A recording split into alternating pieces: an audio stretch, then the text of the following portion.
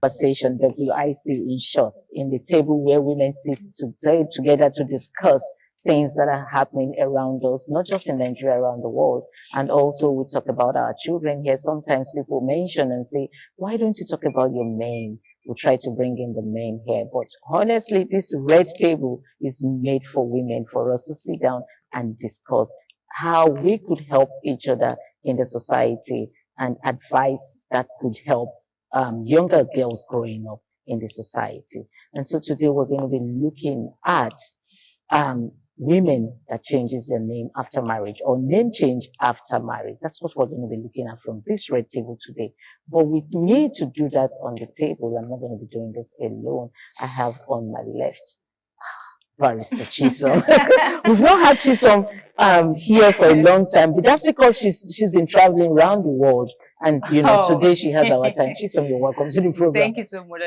I'm so excited to be here. Like, it's been a while, so I'm so happy. Thank you. Behind camera, I told you how pretty you are, and you told me I was hyping you. But anyway, let me go to Abe.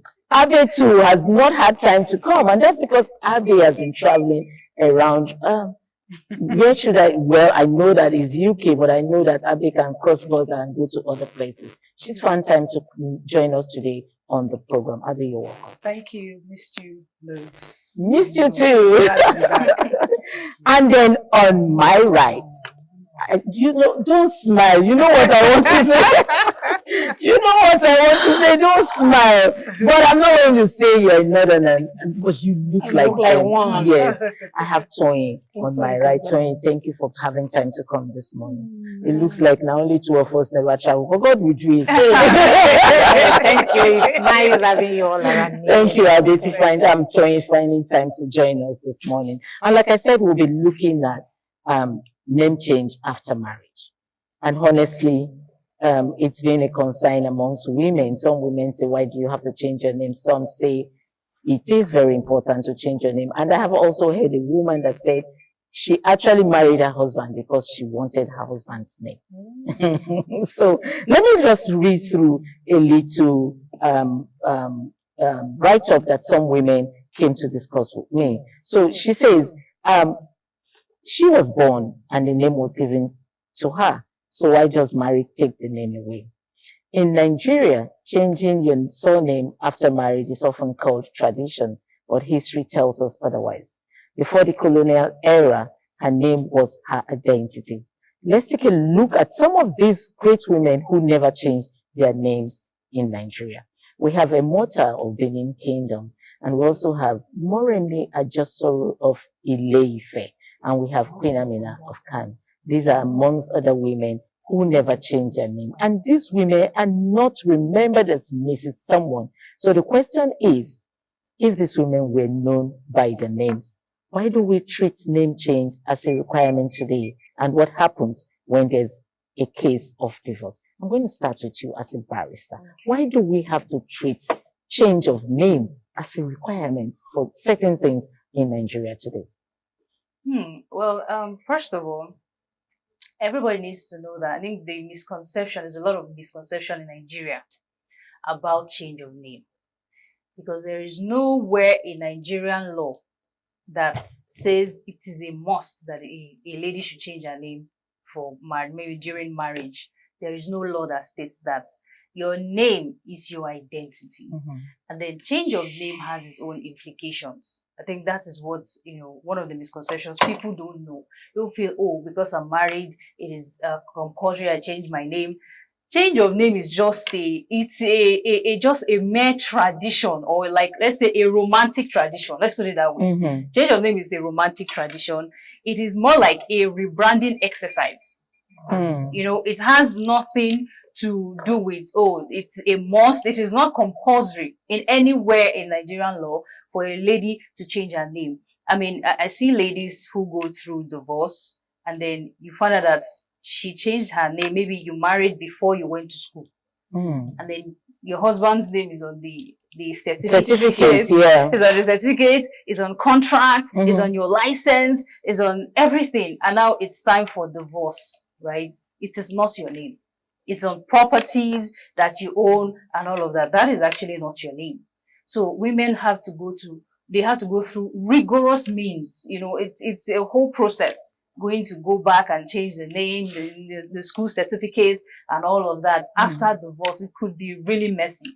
So change of name is just a romantic tradition, in my opinion. In your opinion. Yes. Okay, Toyin, let me come to you. We went through these great women in Nigeria who never changed their name. We talked about Emota of the Nim Kingdom. We talked about Moremi. Of course, I schooled in Lagos. I was in the University of Lagos, and Moremi Hall, of course, was the height of it. As at that time, I don't know of. And also we have Queen Amina, amongst some other women who never changed their names, and these names were their identity. What's your take on this? Thank you, my sister. I think I share the same opinion with Barrister. Because ever since when I was even younger, when I was in secondary school, with my friends those days, I used to say, if I cannot win Miss World, if I cannot win Miss in any beauty pageant, I'm proud to be Miss Sunny. That is my name. That is my surname. I want that from birth, and I'm proud of it. Because sincerely, if we look at what is going on in our society, I've asked this question once again from my late dad, that do you mean when I grow up and get married, I'll just drop this name? Daddy said, if you like, if you want to, you can as well add your husband's name. So if I so much love my name, up till now, I remain Oluwatoyin Sam. Because I think I've had my certificates, I've opened my bank accounts, I've done my company registration, I've traveled everything.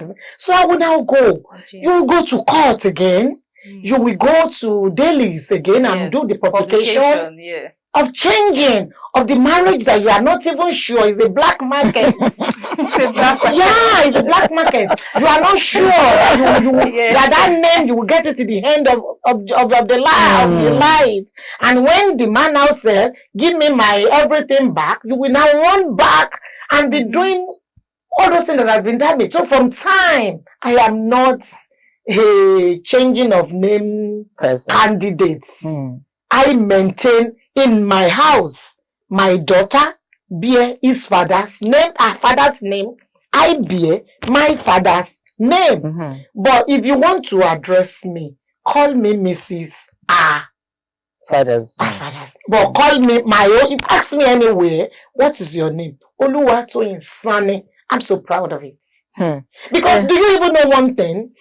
Changing of name would deprive you some things. Yes, it will. You lost some of your friends, your schoolmates. I realized that some of my friends, my schoolmates, that we have not traced them. We can't trace them till now, just because they changed their surname. They didn't add. They refused to add their surname to their husband name. We can't trace them, and we lost them. Well, Ade, I'm going to come to you, but before I come to you, let me still look at Toyin, who says if she has to change her name, it has to be a pageant that she wants here, maybe Miss World, Miss Nigeria. And so I'm turning to you. Did you have these pageants done when you were much younger? No. You're pretty. Why didn't you do that? Oh, I didn't know that. Oh, I'm sorry. Probably we'll put a pageant together for I still win Miss ITV. I will just had it done. But yes, we just had it done. Yes. I need a conversation.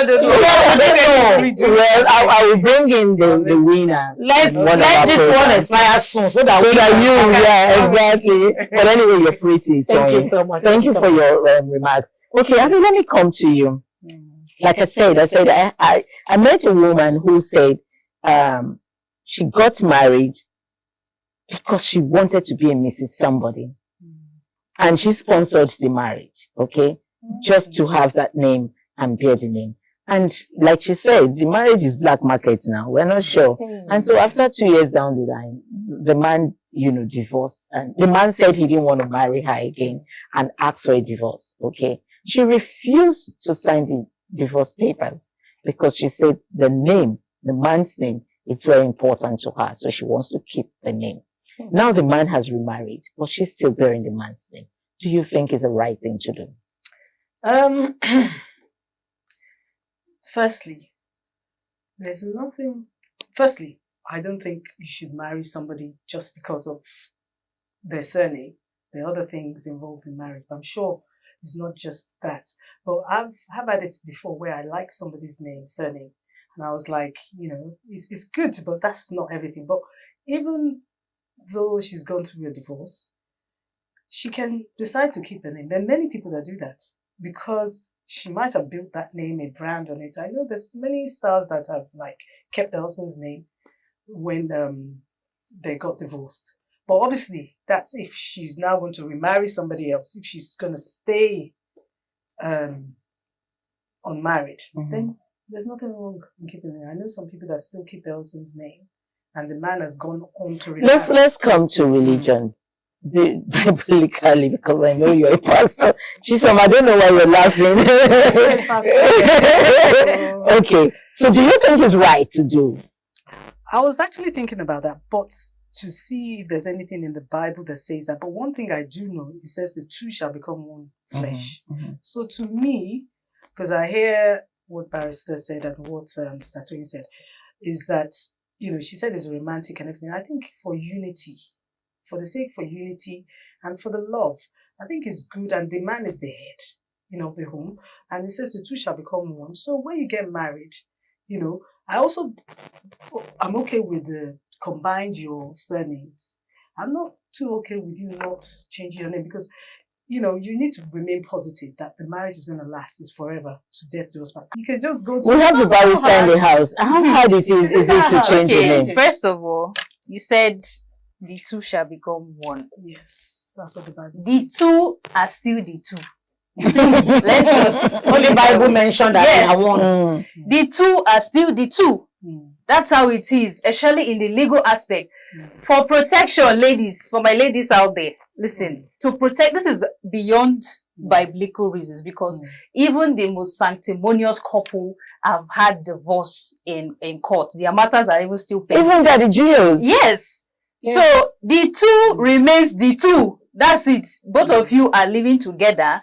Then, if it's religious, you can say one, but know that you are still your own. You guys are still the two. This is but Chisom, like I said, you probably have built, your brand, a brand around that name. Yeah. So it becomes your identity. It becomes your identity, right? That's what I'm saying. But then when it no longer becomes your identity, what happens? There are consequences, there are legal implications. And she said, oh, it's easy to change your name. It's not so easy. I said it's not so difficult, it's not life and death. Okay, it's not life and death, but it would change it. It would affect you. That's if you want to. You don't have to. Yeah, you don't have to. You can keep. You can keep it, but then it's no longer yours. Barrister, as much as it's up. Yeah.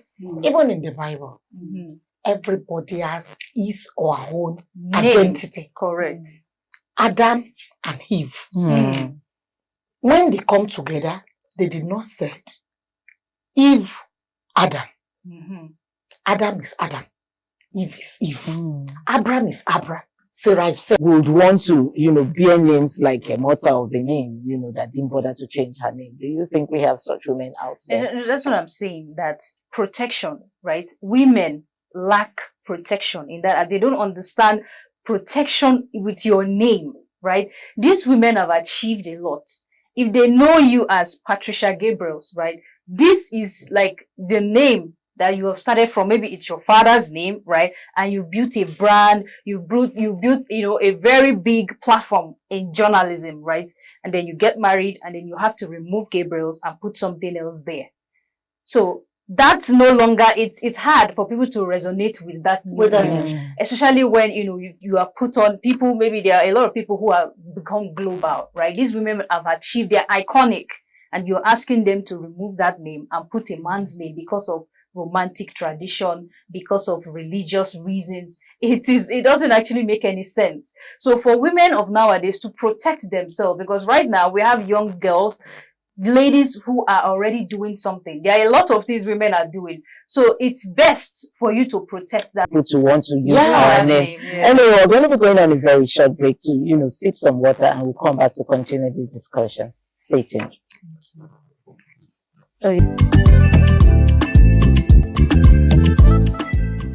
Welcome back to WIC Women in Conversation. Change of name after marriage. Is it very necessary to change your name after marriage? And then we also talked about the great women that never changed their names, and they were known for who they are. They were known for their names, their names given to them when they were born, not adding a husband's name. We don't even know if these women actually got married.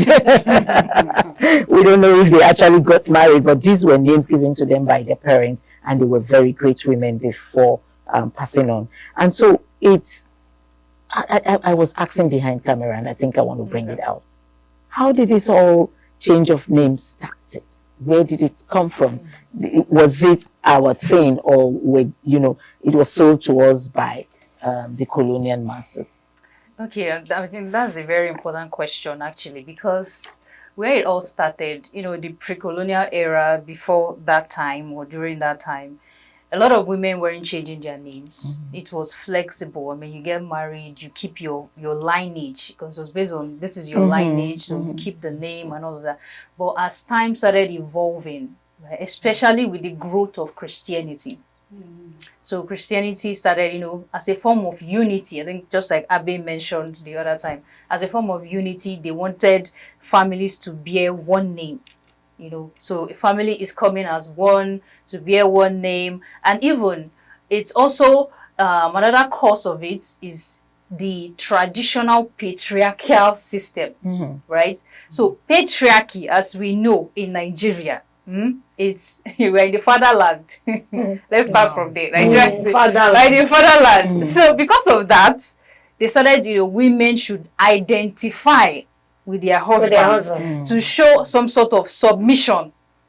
And that submissiveness is in the Bible, right? Abby, so why are you referring to Abby? You know that was just the Bible. Really like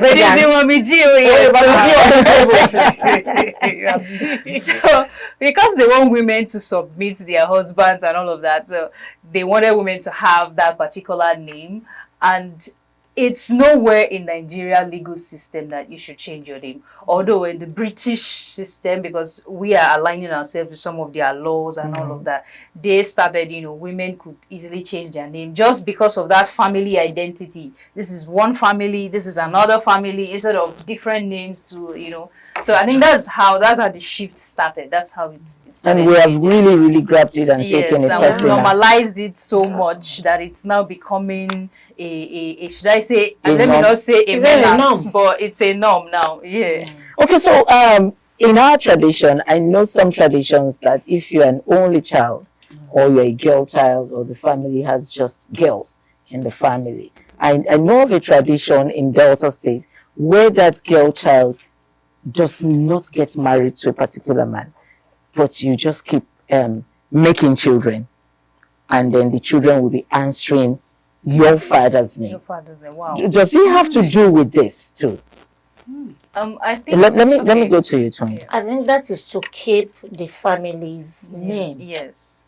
Because when you happen to have daughters only, there's no son, and you married all the daughters out, nobody will keep the name of that family. We're talking of name.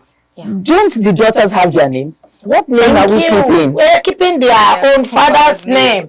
I keep telling you that even my father's name, it is his name.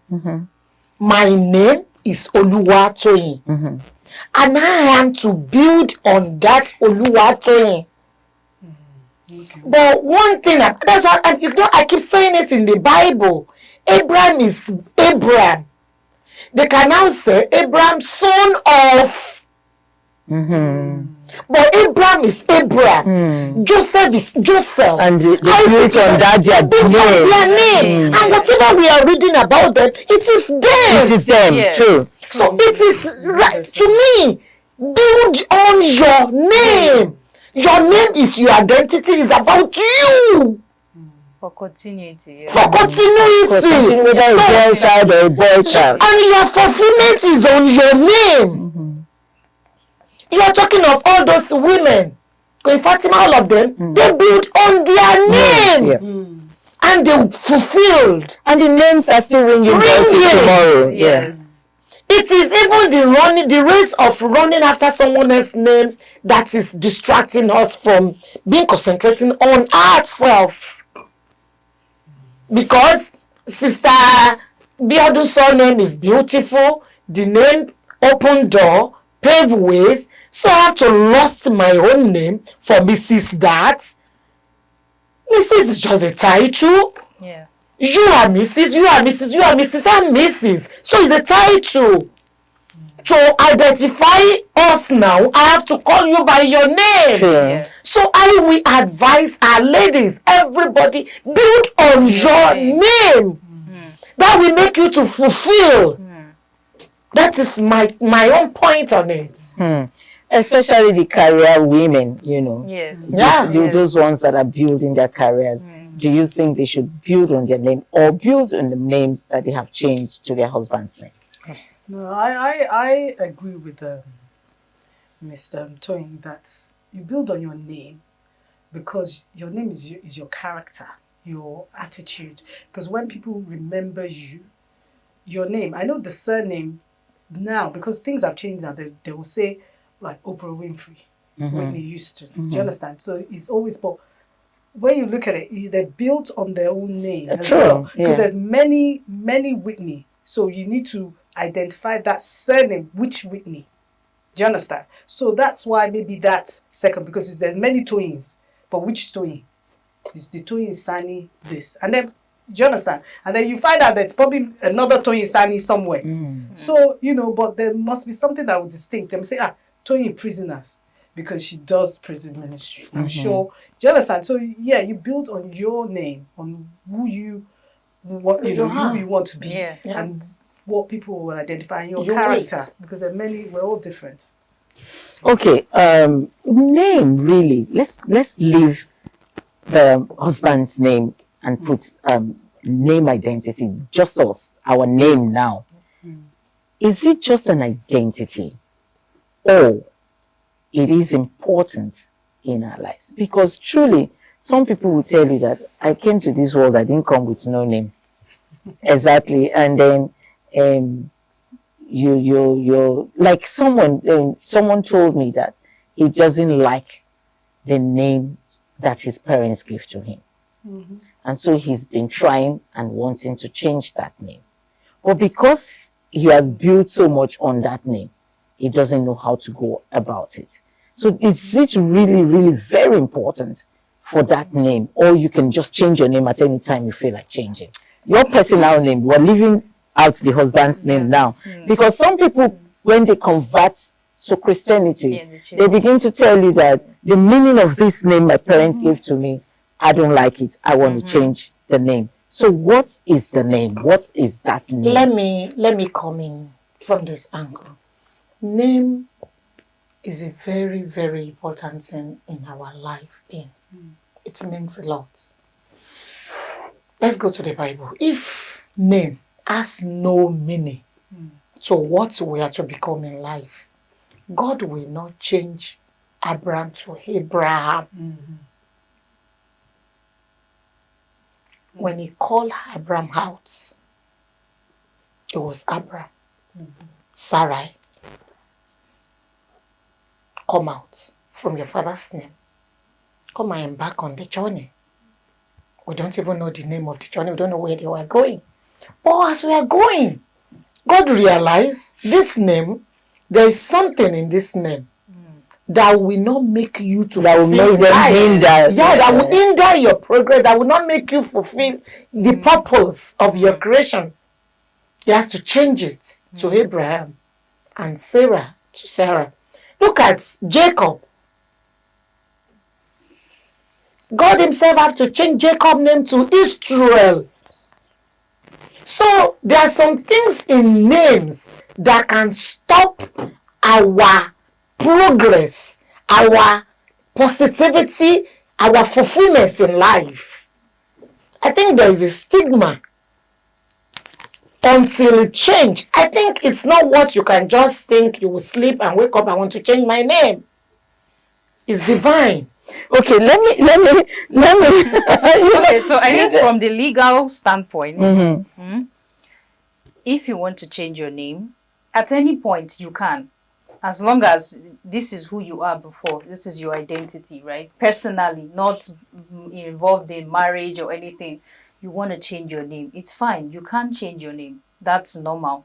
I mean, people do it a lot. They do change their name because of, even because of, should I even say, family issues, or even crime. Yeah, right? crime. You can see a family where there's a serial killer that came from there, a convicted person, and that name is quite popular. It's on the news, it's everywhere. And to protect the identity of the children coming from there, because from them being bullied, oh, you're from this family, they change their name. So those reasons are valid enough to change the name. And then it's even much more easier to change, names in situations like that. Maybe in court, to get the affidavit, to do the process and all of that is much more easier. So because I've had clients where the woman will say, oh, I want my kids to just have my own father's name, not my husband's name. Wow. Yes. Why they are still the reason? married. Yeah. Why they are still married? Yes. So I guess it's because And the husband will be like okay I with told it? you, issues like crime. Okay. Because you've had where if you just put the person's name on Google, instead of your name to show, is your great grandfather that committed one crime. It will just reflect the pictures of everything. Like, so no matter what you achieve, your name will still be associated with that. So she didn't want it linked. Inheritance as well. Yes, she didn't want it linked to her kids. So the birth certificate and everything, she wanted it changed. So I think for reasons like that. Okay, so for another reason, I've heard someone who walked up to me and said, listen, Pat, I'm tired of this name, Endurance. We have a set of Gen Z that are so much passionately waiting to marry somebody with a big name and to be identified with that, just for the aesthetic of it or for the beauty of it, for pride and all of that. Then we have another set of people who are looking to build on their name and they don't know about the implication of it. That is the legal implication. They just want to, oh, let me do this. Oh, just to please my husband, I have to do this. Because there are women who have been tagged nonchalant or people who are not serious in their marriage when they don't change name. You have in-law problems now around. If a woman tries to do something that has your own tag on it, a Gen Z woman, they will tell you, oh, that's how they behave, women of nowadays. So we have all those things like that, and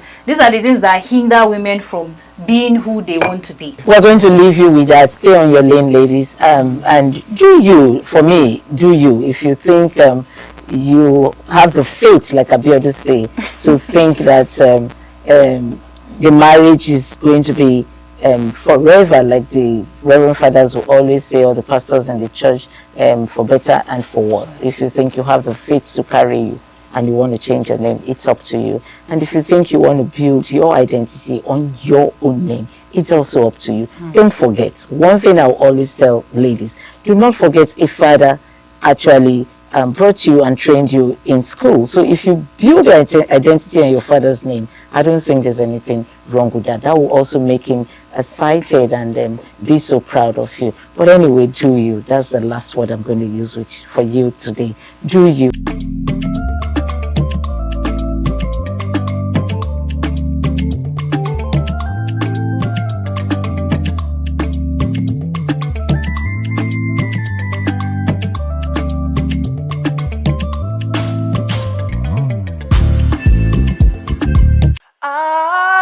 ITV, certainly the best.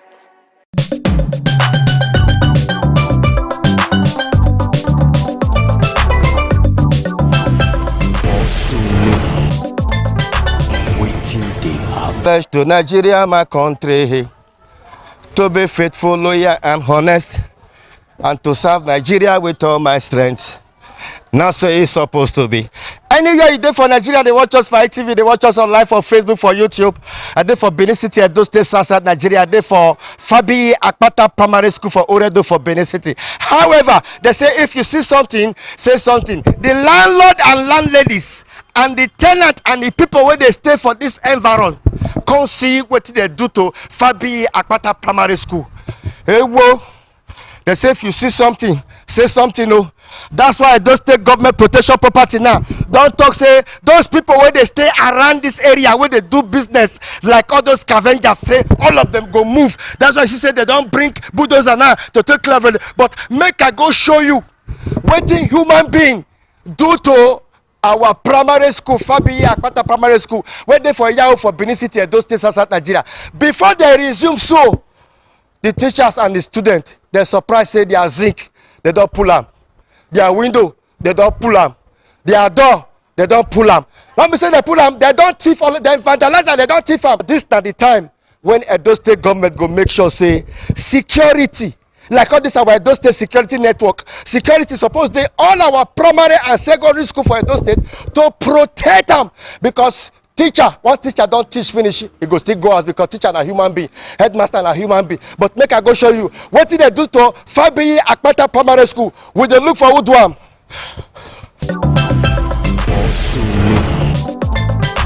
Waiting they happen.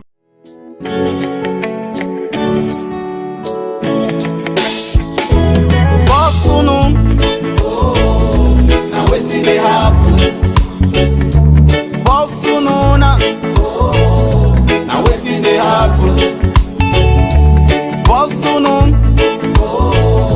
Now waiting they happen. Hey, whoa! Fabi Akpata Primary School for Oredo local government, Benin City. Hey, whoa! Hey!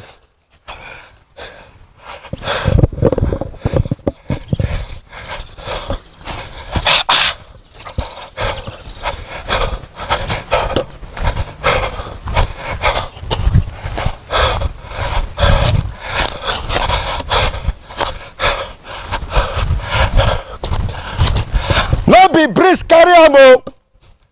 Now people enter here, vandalize am, vandalize the roof, vandalize the window, vandalize the door inside Benin City, Fabi Akpata Primary School. Once student don't close, people go to enter. Some people they sleep this compound. Some don't make here their house.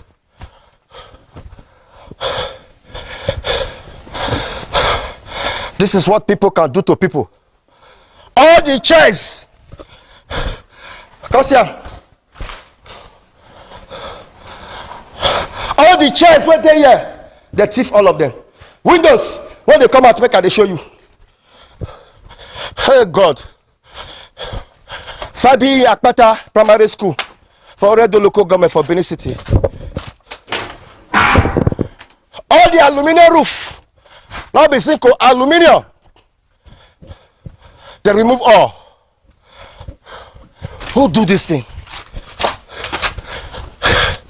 Government must take action. That's why government, Edo State Government Protection Agency, Eugene Collins and his squad, they don't swing into action now. Okay. They remove all the chairs, all the iron windows. Okay.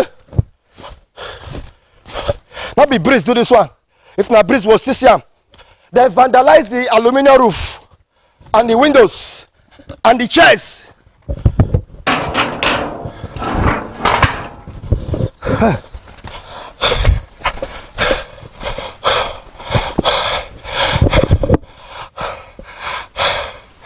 Before this aluminum red roof completes, the windows and door complete, the chairs complete. Well, at now, you know they again, no. That's the one. It never finish, oh.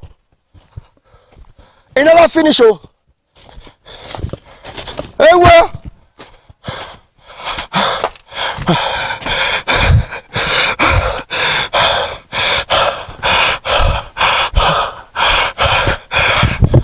The aluminum roof, The iron window.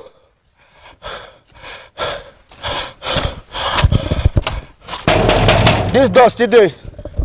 I don't remove them. That's why Edo State government now must swing into action. First of all this our Edo State security network. We need to deploy some of them. May they go to guide our primary and secondary school. Because before, security be the day primary and secondary school, but for the past years, even my own mother self na retired principal. When me they grow up, you go see I'm say security the day. But go our primary school, go our secondary school. No security for our school. Now before they resume, they don't vandalize them. Aluminum roof, iron window, chairs.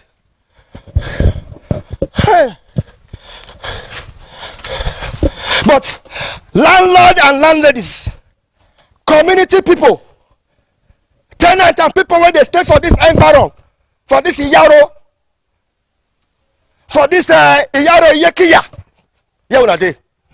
Fabi Akpata Primary School, yeah una dey.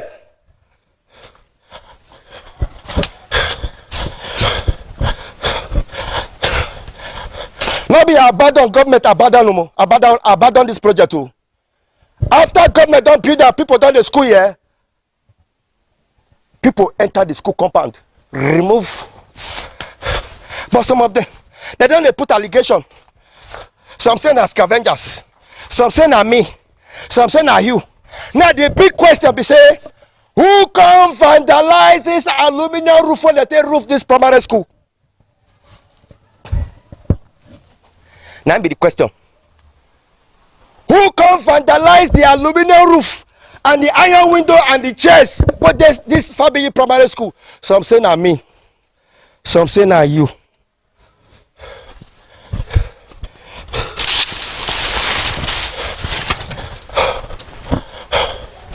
I have to go round.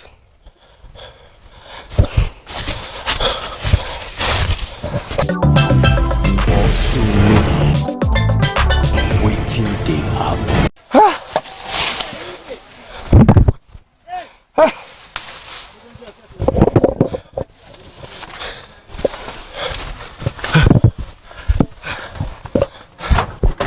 Okay.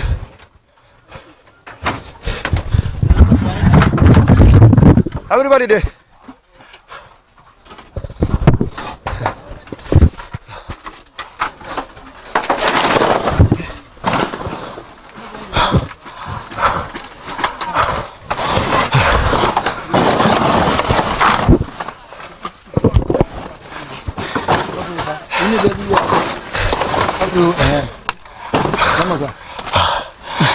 You need water.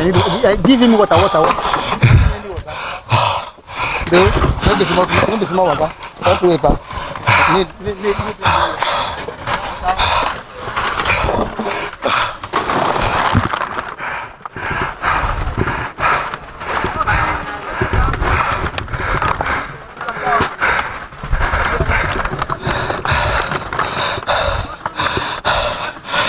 Condemn iron, condemn laptop, condemn fridge, condemn AC, condemn carton, condemn aluminium, condemn rubber.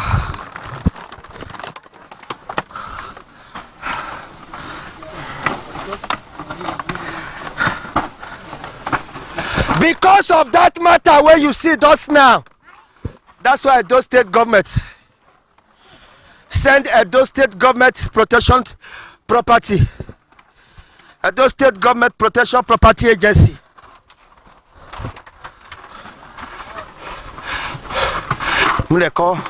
Make sure every person with the year move.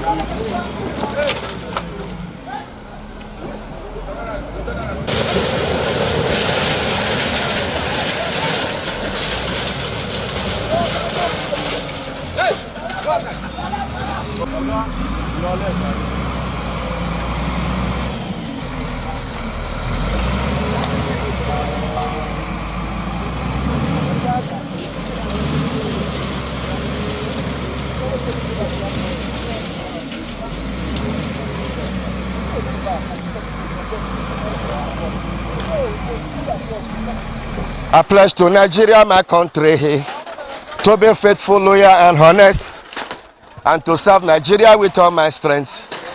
Not so it's supposed to be. All these people, so where they see for here, they be scavengers. Their work now to they look for condemn, and condemn. And now here they gather them before they carry them, go where we say factory, where we say they buy them from them. But however, government they talk say the place where we say therefore they do this business, here not supposed to be the right place. Say they don't occupy government land. Because of some kind win when they happen. Say that so they vandalize, that so they do this one. These boys say they not get hand for all this matter. Say their work now to they enter location to location, look for condemn iron, condemn tire, condemn rubber. Now this condemn, now they take they put food for their mouth.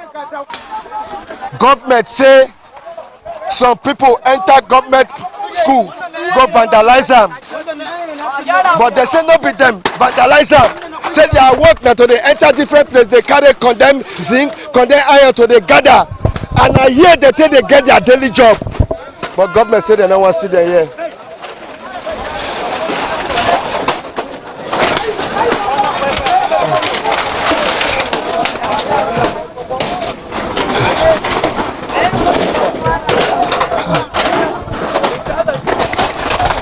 And most of them don't still encroach the moat. Government say they not go agree, make they continue to they gather all these things here.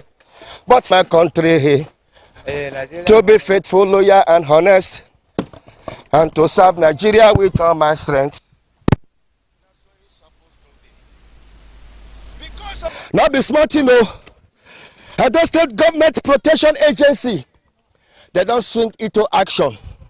Say they not go agree, make any person build house on top of moat, or they do any kind of yama inside moat, because this Bini moat na Edo heritage. But Also, waiting they happen.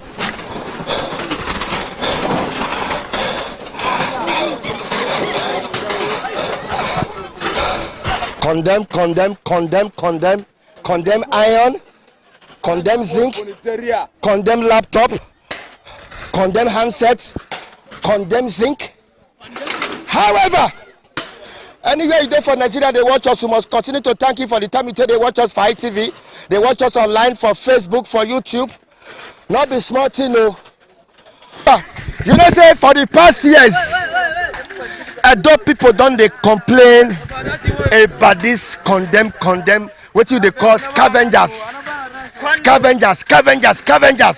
Yes, as an area journalist, some good scavengers dey, why some bad one dey.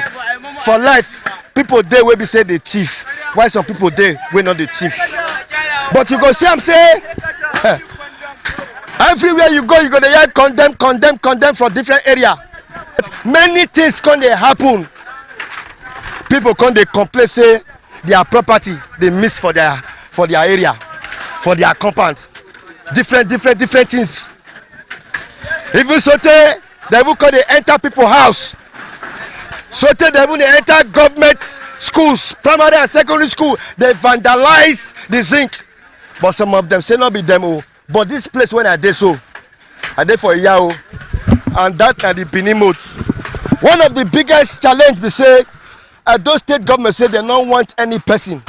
We go build house on top of the moat, we go cover the moat, or we go they do business for inside the moat. But inside this moat, these scavengers they enter inside. However, all this place so now these scavengers they stay. Some of them they sleep here. Now here they gather all these things before they come carry and go the big company, before big lorry go come carry, but they'll first gather them all year. But government don't come here, come destroy them now. The question now be say, government say they give them notice before they come here. Government say that they suspect this place. Edo State government say that they suspect this place. That's why the Oga Eugene Okoli say when they in charge of Edo State government protection property, don't swing into action. He say don't fair give them notice. So condemn wood, condemn zinc, condemn iron, condemn laptop, condemn TV, condemn rubber, condemn.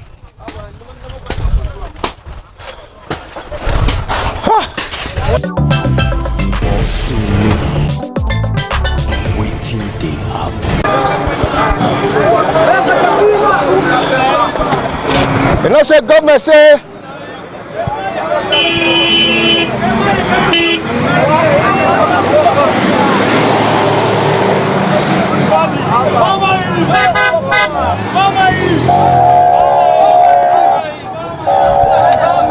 government not dey play.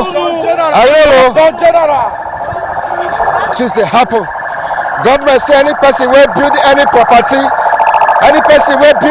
for government land say they will call destroy am.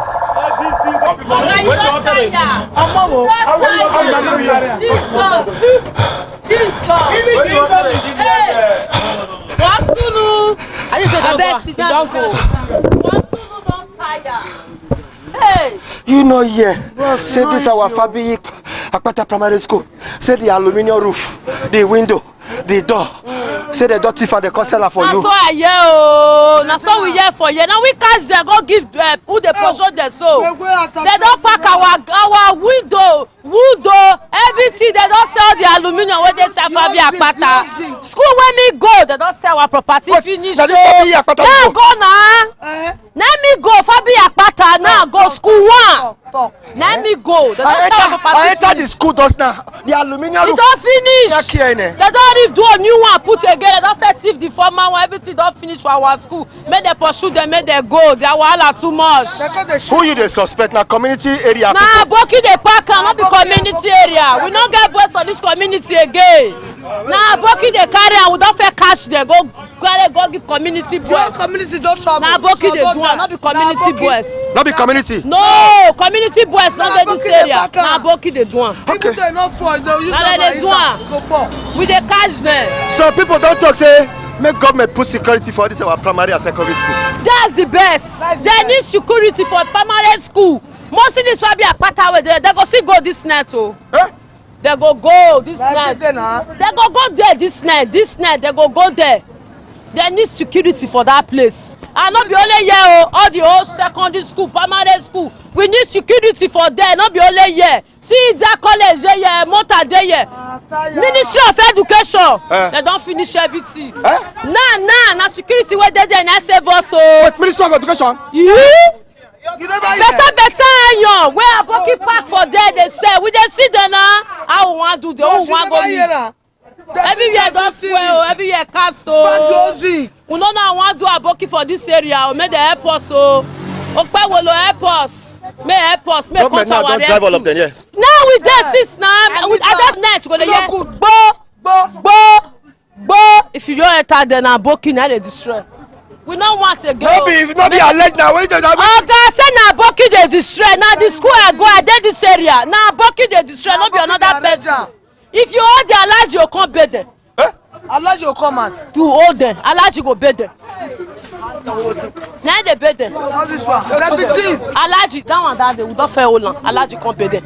Where we are Nika, blue Nika. Alaji come bed them. Last week for here we see hold on. He take for inside their market there. As he run a job better moat. One security guy come cash am. Before you know he go change the shirt where we are. He can't change color of Nika where we are. Change the shirt. He no say the brother know. The brother put a cup for him. The carry the hand cup take wrong. Carry a cup wrong. No be lie. Make government say security go there. No.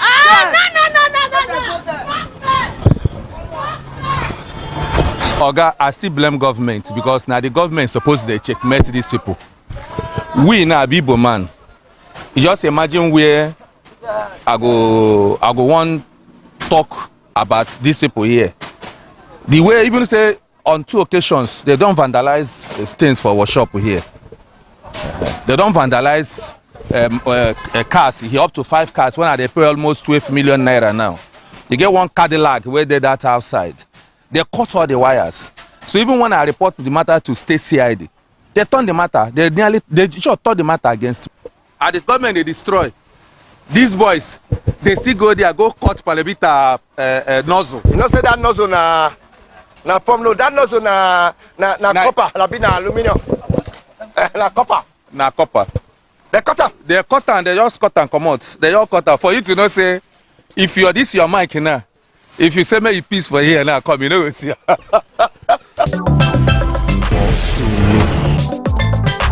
Waiting they happen. Mr. Eugene Okolise. How's everybody? Chairman, Edo State Public Protection Property. Okay. Waiting make you go drive those aboki with the back of Fabi Akpata Primary School. And people say, why Edo State government send you? Because we don't see say so many of our primary and secondary school and most people don't vandalize and people don't build up. But what did make you go there today? Because of the schools where they don't, you know, that they attack our infrastructures. Now taxpayers' money. Now might not be now Edo State money, not be one person get am, not be governor get am. Now me and you money. If you go now, you go discover say if you they sell something for house, they will say bring receipts. Now tax you they pay so to the back to the government. And now that money when government they gather, they do them. We know if we gather go build school, one idiot from another area, from another this thing will just come because if they hungry, they will just lose and go sell and give a bookie, and they will go sell them. They will carry and come up for the state. What they did in Fabi Akpata, what did they do for there? They go remove the roof, go back to the back of the school, use every power like say nobody if you do anything, go use and build where they stay. But during the first time, if you go Fabi Akpata now, I go like make you drive this there. They don't remove almost all the roof finish. I got there today now. Then as I that one not reach them, only yesterday we go there. They want to resume school. They don't remove the whole roof. So now we begin trace them. Anybody when we trace and go their place, we don't set up committee now. Anybody when we trace and go in dump, go use caterpillar, go demolish that place. You can see what we saw there today. There were more than over 3,000 people living in that. Like they stay for that Bagoro house. Over 3,000 people. When with the demolition, they won't begin fight. They found 5 persons for in town. Okay. You the suspect saying that those people on a community youth or on a layman or on a people. Nah, I see the roof. Don't be where person seeing things they collect them. I see the roof, the exact roof for that place. They take and build their own houses. So not them. They not deny say not be them. Their guy go call their guy Badabasi, the state chairman. I tell her, I give them, I follow due process. I gave them 21 days ultimatum to pack away from that place, and they refuse to pack. So if they refuse to pack, now I use caterpillar help them take pack them. And this is not just if they talk about moat. Whoever build for moat, make it no say wahala don't come. Yes. Whoever build for a moat on top of moat, make no say wahala don't come.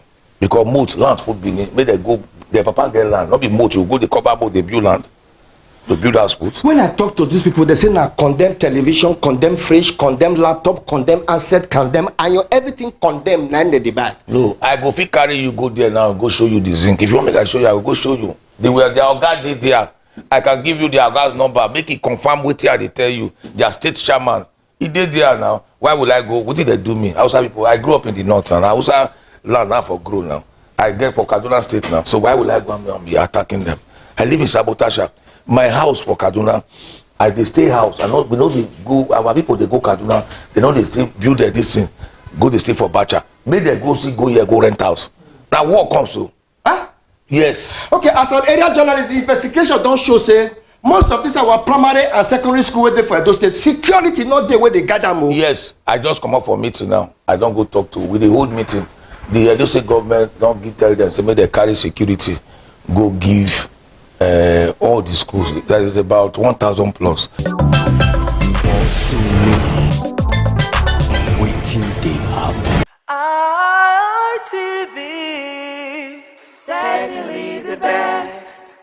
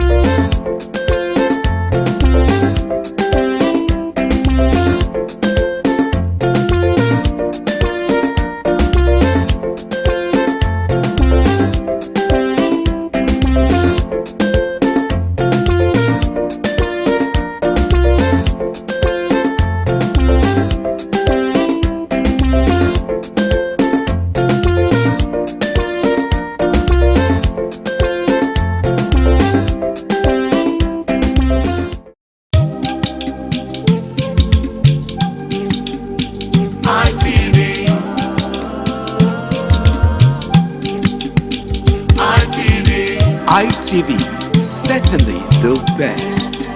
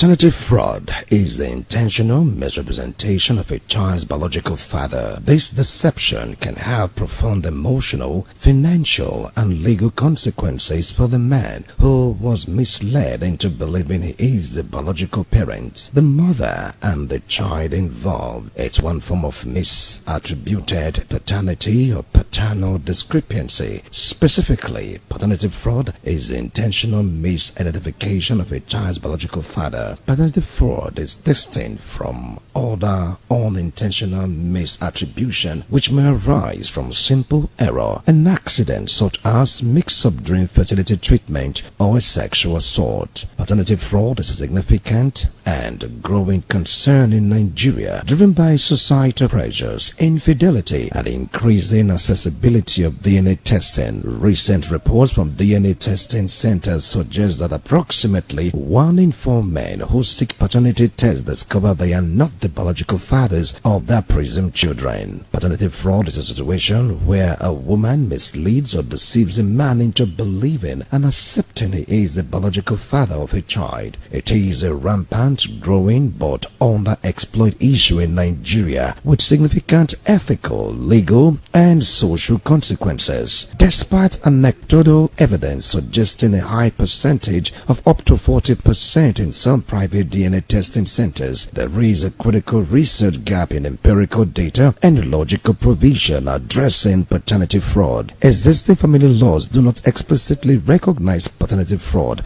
leading to inconsistent judicial outcomes and inadequate restitution, restitution for affected individuals. Cultural taboos connected to paternity testing further complicate the issue, as requesting a DNA test is often perceived as distrustful or disrespectful, challenging deeply held cultural values. This study examines the ethical dilemmas, legal gaps, cultural influences, and social impact of paternity fraud in Nigeria. It's a welcome development. I don't have any issues with it at all. People don't just wake up and demand for DNA tests. It is based on circumstances and issues around relationship and trust. And that is why you see people coming up to say they want to be sure. We've had a whole lot of issues around paternity, both from the male angle and from the female angle. So we've had issues.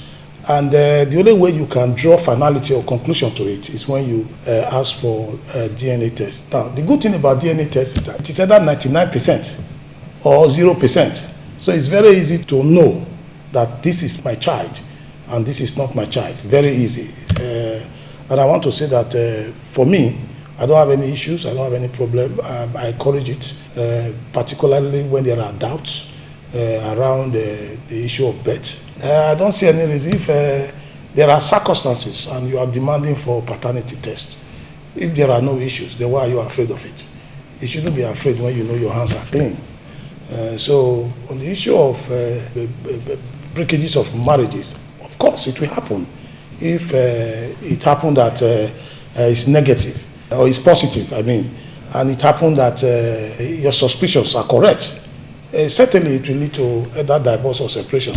Basically, I don't think that is a social problem at all, but it will also give you rest of mind to say yes, either this is my child or not. We must begin to live faithfully with each other. I think that is it. If you know you are not faithful, also you should also know that you can be cut out. Basically, that there is a way we can identify and find out if you were faithful in your marriage. You know, all these things leads to succession as well, property rights and succession rights. So it is not just only paternity issues. It goes a long way when it comes to property devolution, as well as other areas of social issues that we must also look at.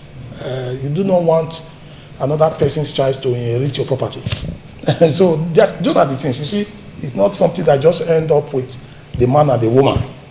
It goes further than that. And you will also recall that late MKO Abiola, before he died, insisted that the majority of his children should be tested. And that happens. And you all know the result of that test. A lot of those kids or a lot of those children were not his at all. And because of that, they were denied the rights of property inheritance.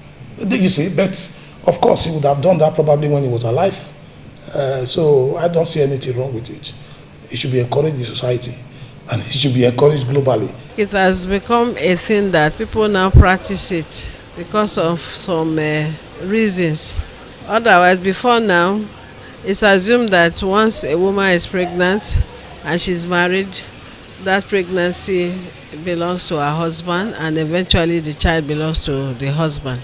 But within some circumstances that you now find that maybe the child is sick and the child is taken to the hospital, he needs blood transfusion, the blood does not rhyme with the supposed father and things like that.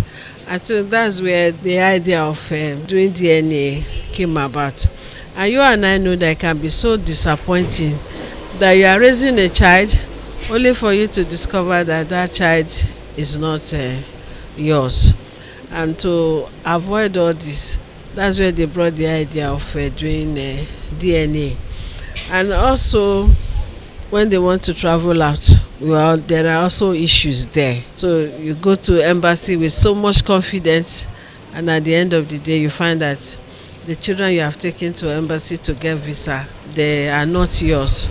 So it's really disheartening. But I want to advise my fellow women, let us be truthful to our husbands. If you know you can't stay with the man, instead of jumping around, just get out of the marriage so everybody know that you are single. Instead of pretending to be married, and yet you are more of a single person. And at the end of the day, you bring other men's children for the man to take care of. And at the end of the day, there are issues. So instead of putting yourself in that disgraceful manner, just stay on your own, and they know that you are not married. And you can do whatever you want into your life. Nobody is going to ask you, why are you doing that? In every action, there are always consequences. So everybody should stick to what belongs to them, so that the children you have will know that they are yours and things like that. But even the men, they do it with recklessness, except when the man eventually dies. You see people coming from every angle that this man was my father and all that. And I think that is not healthy. So let us believe morally. God says, if do not fornicate.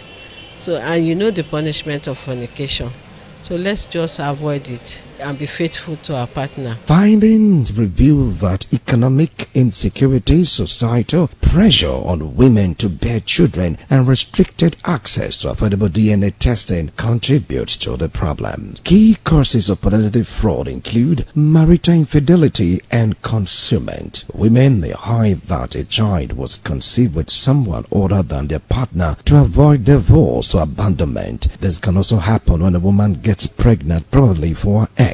In order to save her marriage and family reputation, she will cleave to an unsuspecting innocent loving partner, especially when the wedding date has been fixed. It does happen when the woman's husband lives abroad for greener pasture. Perhaps he stays out of the country for a couple of years and occasionally comes to visit once a year or once every 2 years to 5 years, leaving the woman lonely and vulnerable to temptations from other men. These ladies sometimes sleep with their house help or security guards. The brothers or best friend of the said man abroad may be lured into their net if they are not careful. Another factor is financial motivation. A desire to secure child maintenance, inheritance, or financial support from a financially stable man. Sometimes desperate ladies go a long way to tie the man of their dreams with pregnancy. They know fully well that the pregnancy does not belong to the said man. Due to the financial stability, they can get pregnant for any man of their choice to remain relevant in the scheme of things.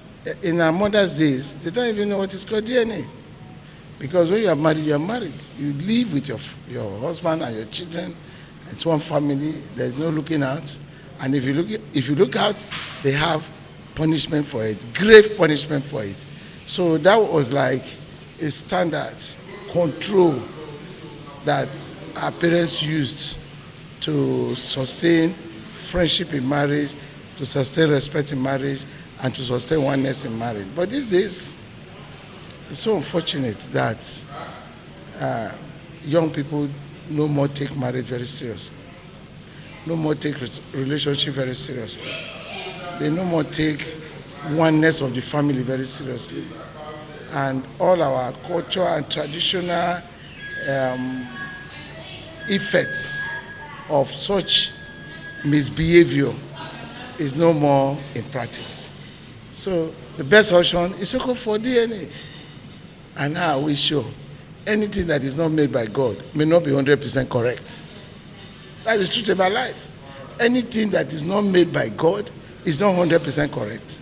So even the DNA, how we show is 100% correct.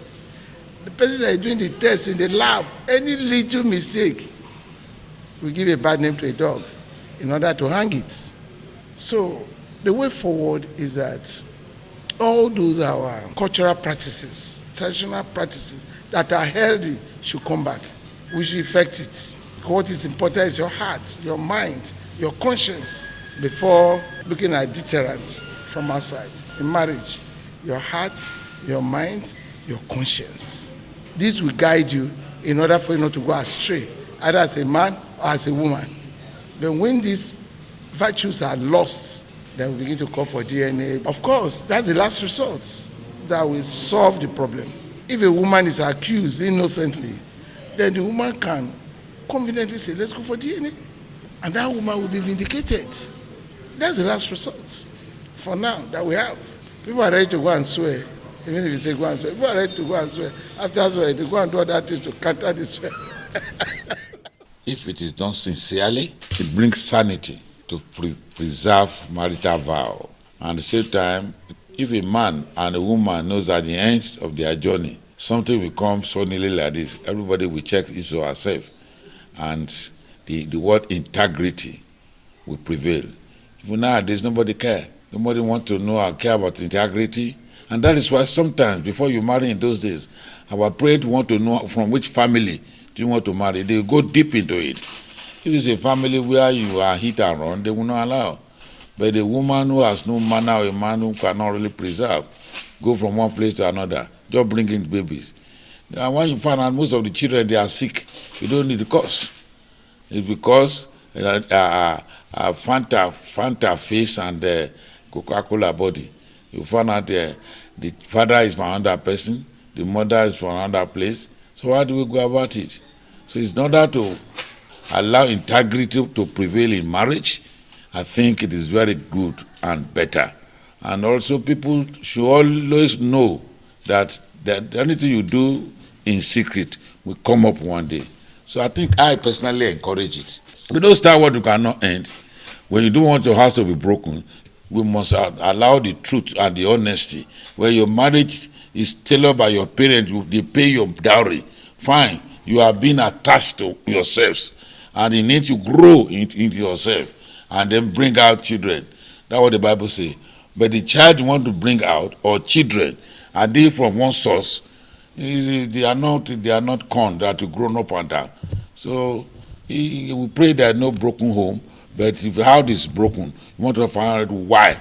If you mess up your bed, how do you want to lie on it? I encourage it. So if anything comes contrarily, you will find out if it is really not. I'm not talking about short course test. You do tests that is not a Yahoo test, retest, and whatever it comes out, fine. What brought this matter of DNA test is reality. Yeah, because sometimes hunger can kill faith. At the time that there is hunger in the land, a stupid person can just come and dash currents of pounds or dollars, then you fall off, you derail like trail. So that is why it is good this should be done, and then it's a legacy they want to follow. Where for sincerity we are talking, and integrity will prevail. That's what prevails in a marriage. Sincerity, integrity is what we are talking. Then when you have this, you may not bother, but when, in order to be properly sure, go ahead doing it, so that you have rest assured, peradventure anything happens, Social stigma and pressure, fear of stigma, pressure to produce children, or pressure from family to have a father figure present. In Nigeria today, some ladies, in order to save their marriage, go extra mile to bear children for their partners, sometimes due to cultural pressure of having a male child or just to have children. Some religious women sleep around with the heads of a religious organization to bear children. Some ordained pastors and imams, traditional worshippers, some working class women get intimate with their colleagues in their places of work just to have children or male child in order to save their marriages. I am fully in support of that. In terms of this, our modern living, why I really say I support it is that a whole lot of men have trained children for other people, being that they don't even know if they are the actual fathers of the children. The kind of lifestyle most of our ladies live these days, I will encourage that the government should make it reasonably affordable for every man or every child to have his DNA done. The reason for me, again, is that if you know the DNA of your child or you know the paternity test of a child, it gives you an in-depth responsibility for you to cater and do what you expect to do for that particular child all through life. But when you don't do it, or when you are not able to do it, when you start seeing some traces of abnormal character emerging from a child, you start imagining, what is this one coming from? And when these things keep happening like this, you see that you will lose trust, and at the end of the day, the psychological effect is enormous. It can even derail the entire system, the entire system of the man or the family. So that is just one of it. We also know that it has so much negative effect in doing it, because sometimes there are certain stories that don't need to be told in the course of living. So I will say that we have some things, some people can manage a family. They may have some maybe limitations in terms of their production and all that from the men, and the woman tries to go out of her way to just to balance the entire house. And when she goes out of that ways and gets the house balanced, perhaps bringing the child or something like that, and then the man eventually find out that this is not my child, it derails the man. For me, sometimes we allow it slide, but majorly it is better we call a spade. We iron things out and make things work. Let the man know if he's adopting, let him know he's adopting. If he's not adopting, let him know the state he is. I will stand with that. But that doesn't deter us from telling us that sometimes certain things have to be kept quiet for peace to reign, for the entire community to be at peace. Marriage is built on trust. And when you talk about DNA is like a breakdown of trust. When there's no breakdown of trust, DNA won't come. The reason why DNA cannot be ruled out, because you are living with human beings. You cannot also rule out the issue of trust and distrust. So it is there to clear doubt. So DNA naturally should not be compulsory for everybody. DNA test should not be compulsory for everybody. It should not be optional. When there are issues of doubt, then DNA cannot clear that doubt of paternity questions. So the point I'm making is that DNA came to solve a particular situation where people had doubt on the paternity position of their kids. And we find out from results that most time the DNA prove 99.9% no paternity. So we have also found out that DNA comes out to say that paternity correct. So the point I'm making is that DNA should not be made compulsory by government. DNA should be the last resort to clear doubt when there are issues of trust. It's very important. Okay, so that's the reason why we encourage couple. This extramarital activity can actually lead to this issue of doubt. When there is trust in marriage, you've married your wife, you have cohabited and begin to raise children, the issue of DNA will never come up. Yes, but when there are this issue of cohabiting extramarital activities, you will discover that when there are issues, that will come in. Secondly, we have seen that, a child is sick, come and donate blood. And at the end of the day, the blood is not matching. What do we do? Then those are questions of that. So we have also seen situations. This guy was sick. The child, 5 years old, took the child to the hospital. The father was to donate blood. They tested the blood is not matching. It was questioning. And after the shout and all of what that comes through all of that, the woman also did a DNA and discovered that it was not also her. And when they now went back to where they discovered there was mistake from when the child was given birth to, they had mistakenly exchanged that child.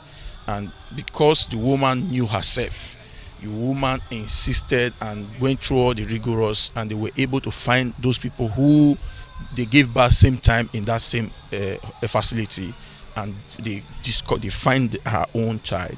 So the DNA naturally cannot be ruled out. There are issues of doubt that it has come to solve. So this is my position.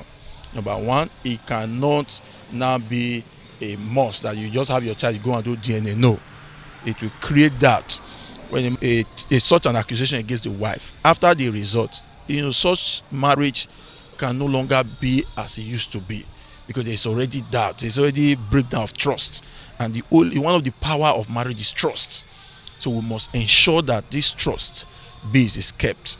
It is only when the trust is no longer there, then the paternity test becomes very important. Emotional relationship security. The intention to trap a partner, keep a relationship together, or create a two-parent household. This is where the woman picks on any man of her choice that she felt will be able to stand the test when she gets pregnant, not minding that she's already in a relationship with another man that she intends to get married to, or she's already a married woman living in her husband's house. This may not be the same for every woman, because we have most women in Nigeria that respect relationship and of course respect the tenets of marriage, irrespective of the pressure built upon by society and family to bear male children or still to have children. Other case is uncertainty and concealment. In case where the mother is unsure of the biological father, she may choose a partner to be the legal father. This goes for women with multiple sexual partners. They may not know the guy that got them pregnant. On realizing they are pregnant, they choose from the region of sexual partners, especially the one they feel is financially stable and responsible to be the father of the unborn child. Cultural factors. Pressure to have children, particularly male children, in some cultures can drive women to hide the true paternity. This can happen in traditional setting when the line of succession must be maintained. In order to maintain the lineage of the throne, some women will go out of their way to bear a male child or children to maintain the rulership of the clan. The question that is somewhat difficult to answer is whether families should be encouraged to go for paternity tests when the children are born to prevent a foreseen heartache. To ensure clarity in raising a family, a man is sure of. Another nagging thought is how many Nigerians can afford the money to go for a paternity test. It's quite expensive, and an average Nigerian will not be able to foot the bill for a child paternity test, talk less of 2 or 3 children. With a high level of infidelity in Nigerian society today, how can a man secure his home without doubt, know for sure that the children he's fathering are his? There are causes and effects, actions and reactions are equal and opposite. Men, if you must travel out of the country, try everything within your power to take your wife along. After some months or years, let it not be for too long. Women, the choices you have to make as a mother goes a long way to affect the family. Maintain your dignity as a woman or a mother. Put your emotions in check no matter the pressure. Family members, do not put undue pressure on the husband or wife because of the absence of children in your son's marriage. Remember, be it male or female child, they are all gifts from God. Do not put yourself under undue pressure because you want a male child. Men have died of heartache or heart attack on realizing that the children they raised as their children were never theirs. Families shattered on finding out that though they grew up together, did everything together for a long time, were never of the same father. Look around families in Nigeria today. Men are divided beyond recognition as the battle for paternity is tearing the fabric of the society apart. Trust dashed,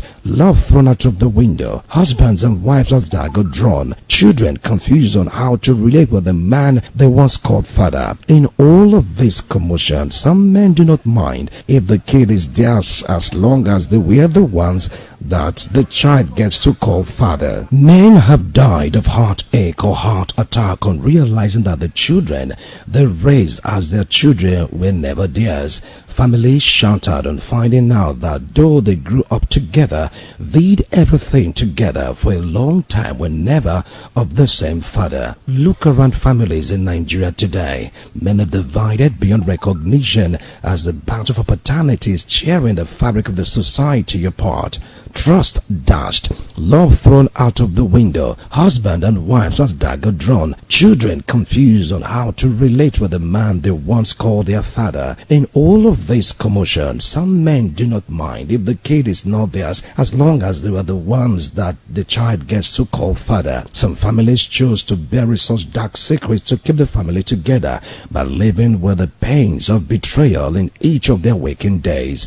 As for the ones that cannot take it, they head to court for divorce or return the bride price of the woman if the wedding was based on tradition. Look at that son or daughter of yours. Is he or she truly your blood as a father, as a mother? Look at him or her very well. Is he truly the son or daughter of your husband? That man you call father, is it truly your father? Don't you think it's better to go for paternity tests? Who's your daddy? Who's your dada? Who's your pappy? Don't you think as a child you need to know who your father is? Wilson Omasho reporting.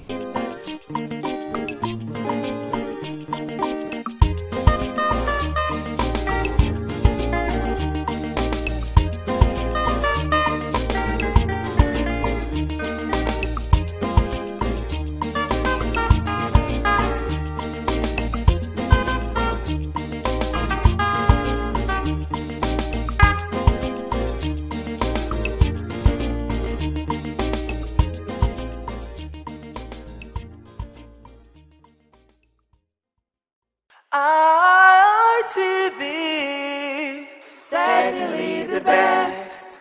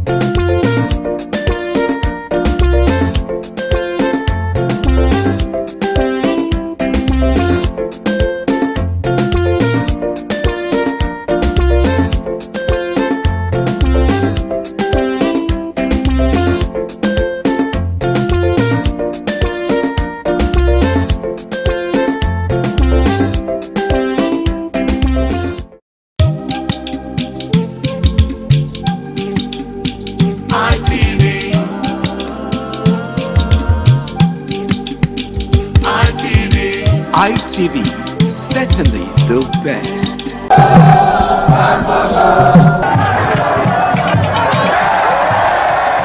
The land of Owa is inhabited by the people with common ancestry, language, religion, economic and socio-political ties. However, irrespective of their subtitle differences in language and culture, they share common traditions. The people are known for their hospitality. Owan traced their origin to Benin Kingdom. As a result, for a man to find a comfortable place for living, the name Owan was derived. ITV, certainly the best.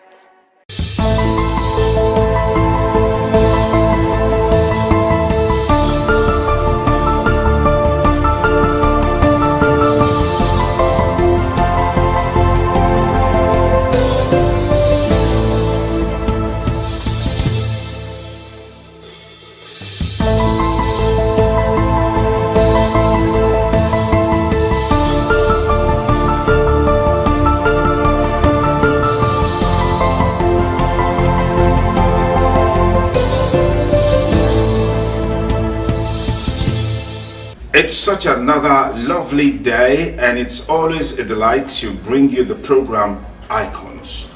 Program designed specifically to showcase and unveil men and women of integrity, of character, so you can listen to them as they unveil their journey and what made them think in terms of impact and contributions to the community.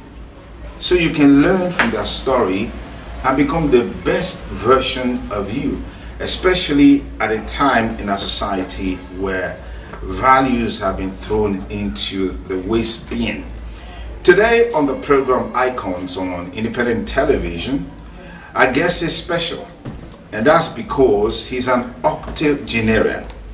And then secondly, he's also a former school teacher, a former military officer, sports administrator and developer, a businessman, a farmer of immeasurable repute, and he's also been a politician. I mean, as far as I can remember. But there's something unique about his politicking or political activities. All of these and lots more would unveil in the next 25 minutes on the program Icons on Independent Television. My guest today is Owe Dixon Imasuge. What I heard now is now Etose Dixon Imasuge. I'm sure he's going to let us into what all of this means. Pardon, sir. Thank you so much for granting us this interview with you on Icons on ITV. Thank you. You are welcome. Okay, let's begin from the basic. Tell us, what was it like growing up as a child? I mean, today you're very successful in very many ways. Time will fail us to unveil all of that. But how was it like growing up? Were you born with silver spoon, diamond spoon, or golden spoon? What kind of spoon were you born with, and what was life like growing up? I was born on January 21st, 1941. Here in this very room, or this very house. It's a family house.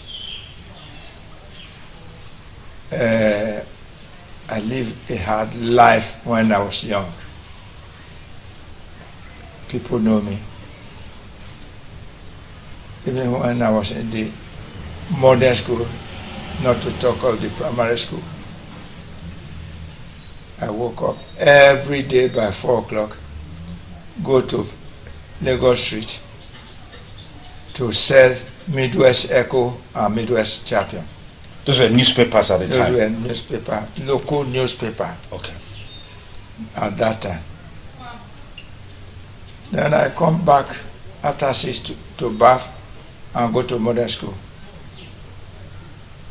The BDC 4, the present branch of Uniben in Nekewan Road.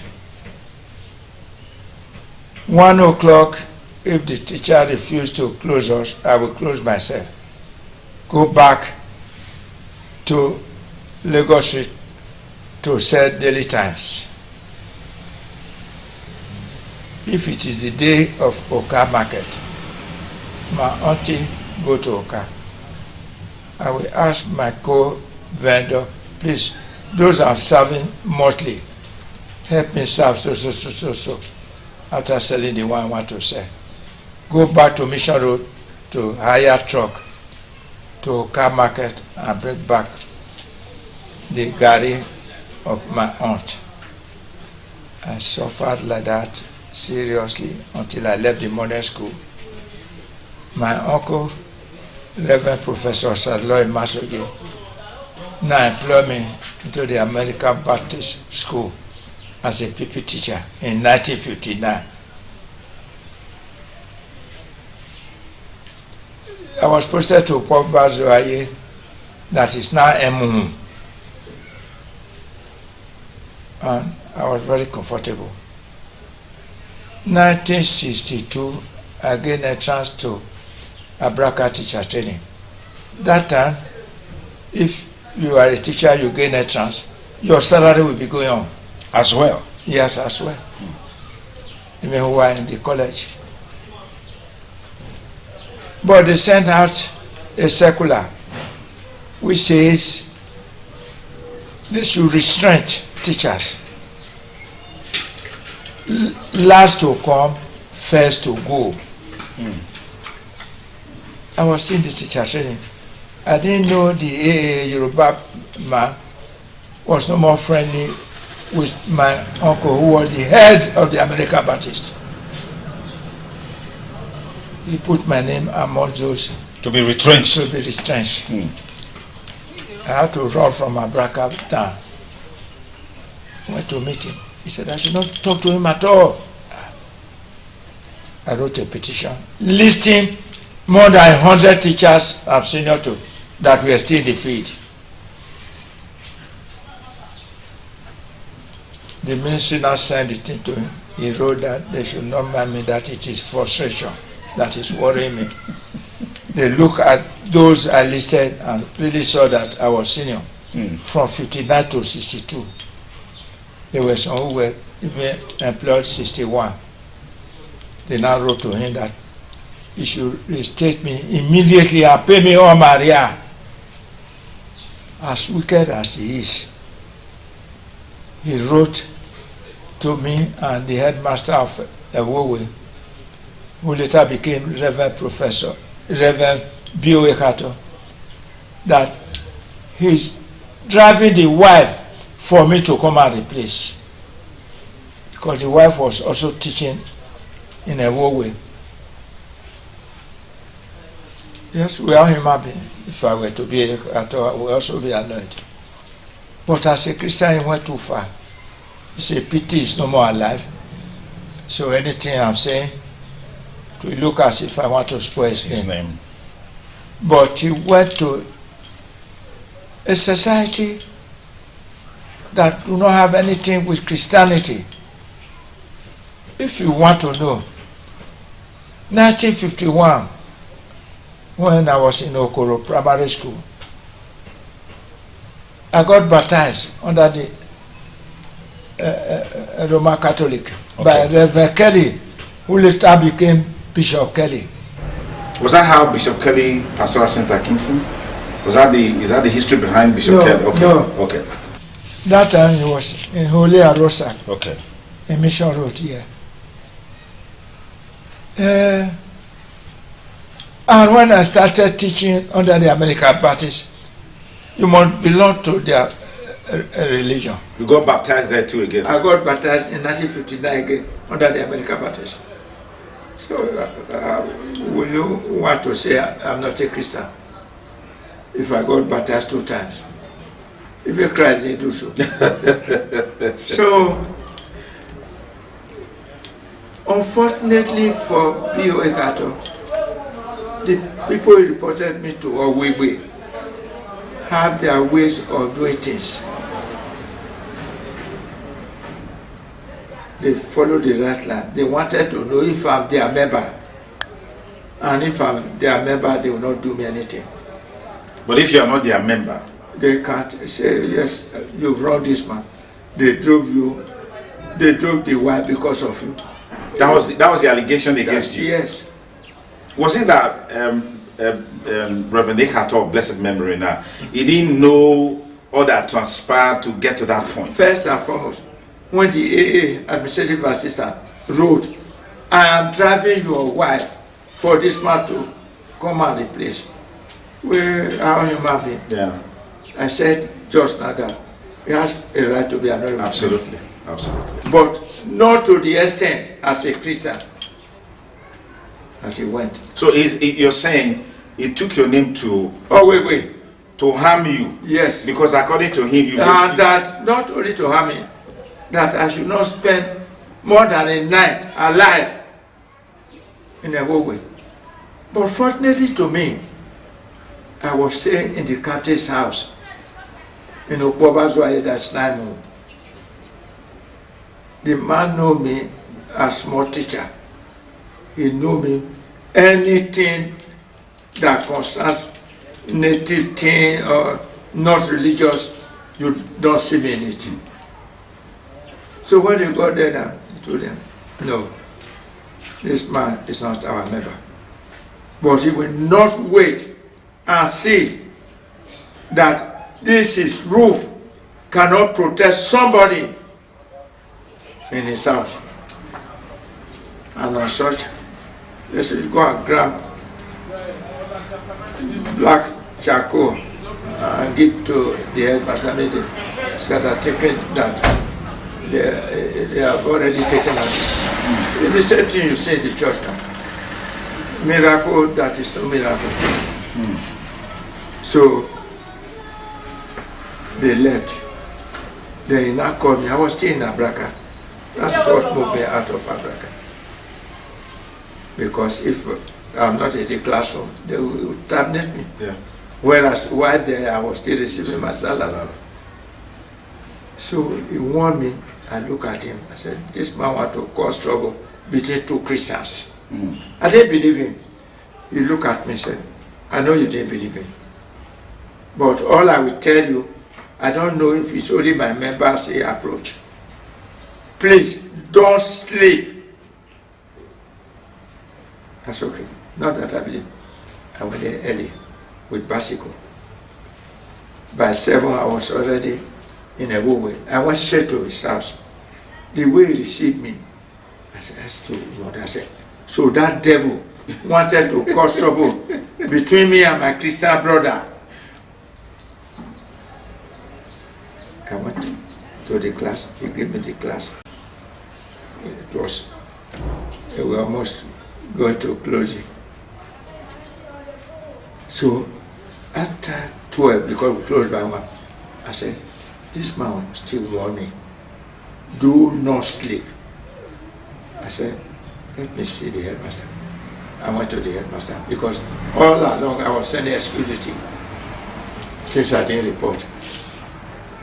And when I said, sir, you know, I've been sending excuses. He said, yes. I said, I need to see my daughter this night. I said, that's okay. Don't. Please sleep. If you want to go 6 o'clock or 7 o'clock tomorrow morning, I will allow you to go. My brain to reset again because you'll be warned. 6 o'clock, 7, you will allow me to go. Not that I'm still going to teach with till now and that's 6 o'clock in the morning or 7 when the student will start to go to school. I said, I believe this man. So immediately they knocked the bed to close on my bicycle. I said, tell the headmaster I'm gone. He started running after me. Anyway,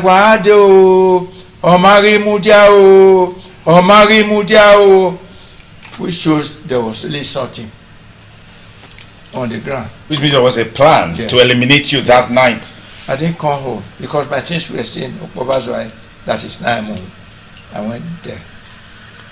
That time, that is now Sopika. Whole meeting 12 midnight.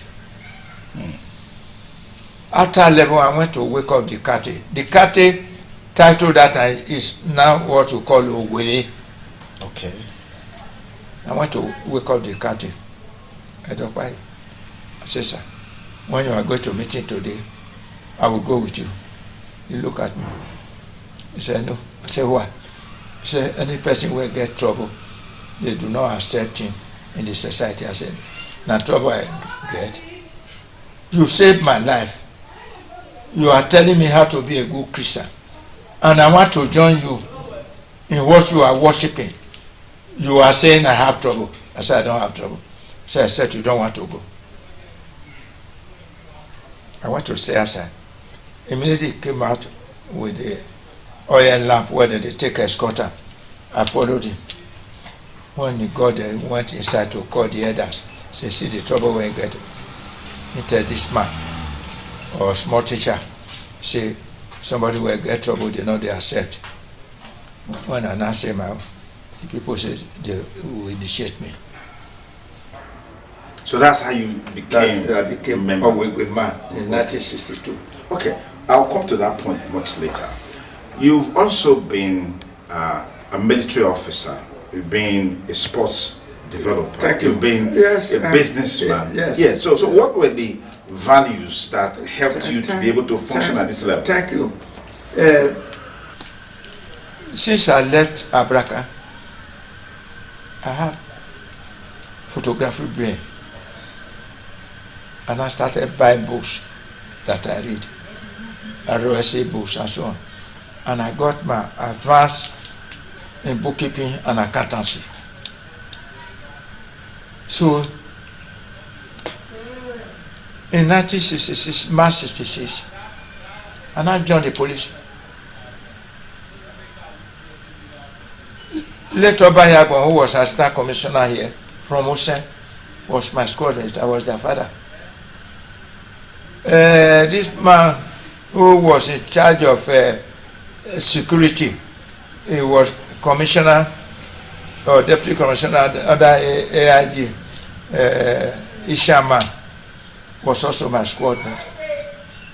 I got the best batting in 66 squad or 22 squad in police. When the war broke out, they asked for accountants. Because of my certificate, I applied. I was not even a lance corporal in the police. They look at the certificate, they value it, and they gave me a warrant officer class 2. In the army? In the army. So that's how you moved from police to the army. Interesting. Warrant officer class 2, class 1. If you are getting promotion, you go to full lieutenant straight. It will not take you 2 years, you go to captain. So I was employed. I served under Lieutenant Bello as the paymaster 2D. When they now saw my intelligence, they made me officer in charge 2D traveling claim. That is, any other rank going on leave, his paper must pass through me. From Asaba to Sokoto, like this. I made my name. Do you know why I left so sorry? I've not told you about my family life. Let me just brush it. That in the end, 7 women born for me. 6 were under this roof. So that means you are a polygamist. Serious one. even with Ababa, when I left him, when he was in South Africa, I talk. I said, see waiting, I see waiting. He said, they did not play. I said, Baba, I thought I will learn from you. Polygamous things. I don't know you are the one to learn from me. So, like I said, if any major general also chase a girlfriend, I will say it's W1 in Masoge, a girlfriend. Whereas Nala, and now I say, if this thing come, na trouble I did. So when the car them were all my boys. Wow. Happened, I say, the senior officers who don't like me can set you up with this set now. me up. Now, right. They didn't even allow me to go. My boys went to take my paper away from Army headquarters. Like this former senator, Ali Mekena. He was my corporal. Wow. I sent him to Auchi. Why in Auchi I was paying salary. When he came, I promoted him a sergeant. He was already a staff sergeant before I left. Wow. So, or DVD Papa. That's one. Was under me. So, at what rank did you, leave? W1. Wow. Wow. That's the father of the army. Wow. But if it's in real military, not tradesmen, yeah, it will be called regimental sergeant major. Okay. RSM. RSM. But as a tradesman, yes, warrant officer class 1. Growing up as a child, I mean, judging from the background that you came from, I mean, you literally trained yourself in modern school, doing sales, doing business to support yourself and all that. What would you say are the values, the virtues, the principles of life that you imbibed? And you also didn't talk about your parents, because hearing you say you have to work your way to go to school, do trades and stuff like that. Can you give us insight into that? Thank you. My mother left me and the other 2 children in 1946. When she left you, what do you mean by left? My father. Okay. To marry another person. Okay. But the children, she gave birth to another 7 children. I trained all. Interesting. If you were in my birthday that day, you will see the person who prayed, James Obagona. I trained him in Arewele, which is now Western Boys. From there, when I moved to Ibadan Post in 1971, I took him along to do HSC in Loyola College. When he left there, I looked for transfer in UI. You know what UI is that time? Yeah. He ran home and wrote me a nasty letter. Those who are not as rich as yourself send their brothers to overseas. You are sending me to UI. I said, okay, go and bring paper. You want to bring. And I trained in Florida State University full time for 4 years. Not to talk about the others. I trained all. You saw my birthday if you were there that day. I have 13 children in overseas. Those who are here, number 5 from number 4 woman Yoruba is a professor in Uniben here and HOD in UBTH. Number 7 is number 2 staff in NYSC Edo State. Number 11 assistant director NAPTEP. Number 13 is a CEO in one of the Elumelu establishment.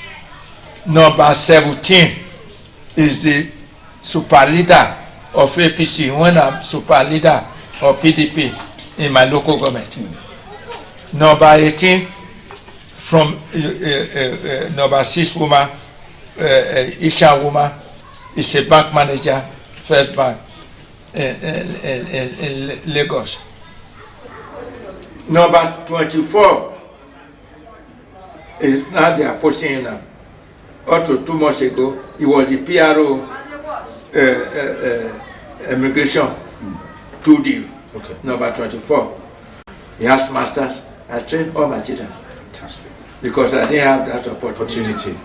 And in short, what motivated me to be training people close to me and to be friendly is that I took oath, personal oath, that as I suffer, if I see any person suffer and not help him, may God punish me.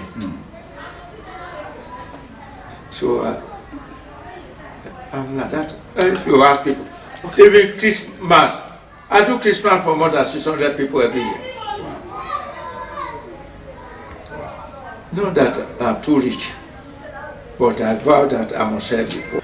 All right, thank you very much. It's been a very, very interesting conversation today on the program Icons with our guest, Owe Dixon Imasuge, who incidentally is a community leader, a party leader, a businessman, a philanthropist, a former teacher, and former police and army officer. Interestingly, I've seen a lot of people in this category who actually started out their life as a teacher. One of them is somebody he's consistently referred to as his father and his mentor, talking about our father, the His Excellency Sir Chief Dr. Gabriel Osawa Wigbinindo, CFRCO, and who incidentally was also a teacher and before he also became a police officer, and then the rest is We history. are cousins also from the mother side. Wow, fantastic. I want to thank you again for creating this time for us to have this interface with you. And we wish you the very, very best, particularly with your new age. It's our prayer that you continue to age in grace and with grace. Thank you very much, sir. Thank you for thanking me. That's our package for today on the program Icons. We hope you enjoyed the program. Be sure to join us. We'll bring you a fresh episode of the program. And I'm Sonny Duke Okosun, thanking you for staying with us. Have a lovely day ahead. Bye for now.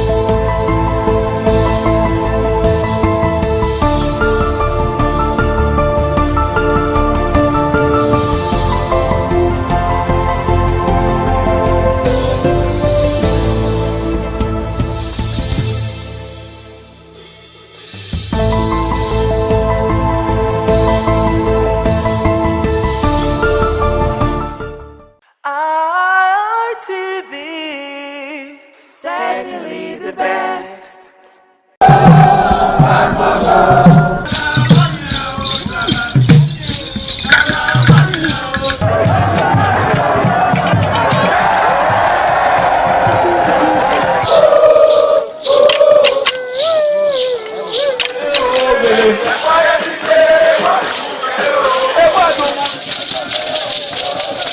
This is Aqua Game, a popular game in Africa played by our ancestors to entertain themselves after each day of farming.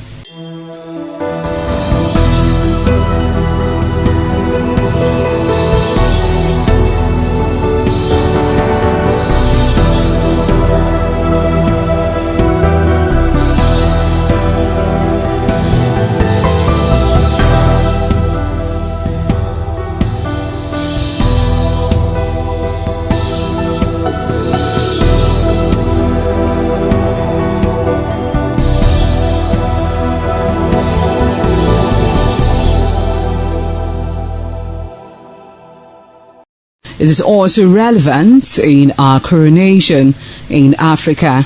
It is a sport and indeed very interesting, as every seed had a role in the game.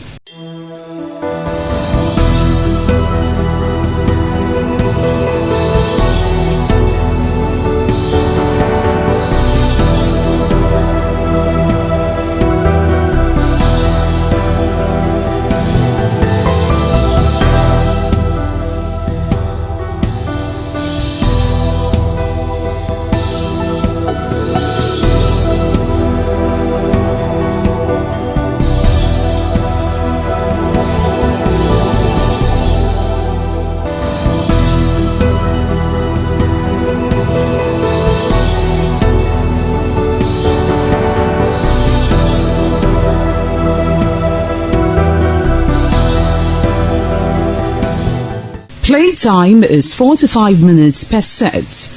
There is no age limit as long as you can spin Aqua Seed. Ayo or Aqua Game, known as the game of intellectual. This game requires a lot of mathematical skills. Aqua Game is played with carved wooden box containing 12 holes.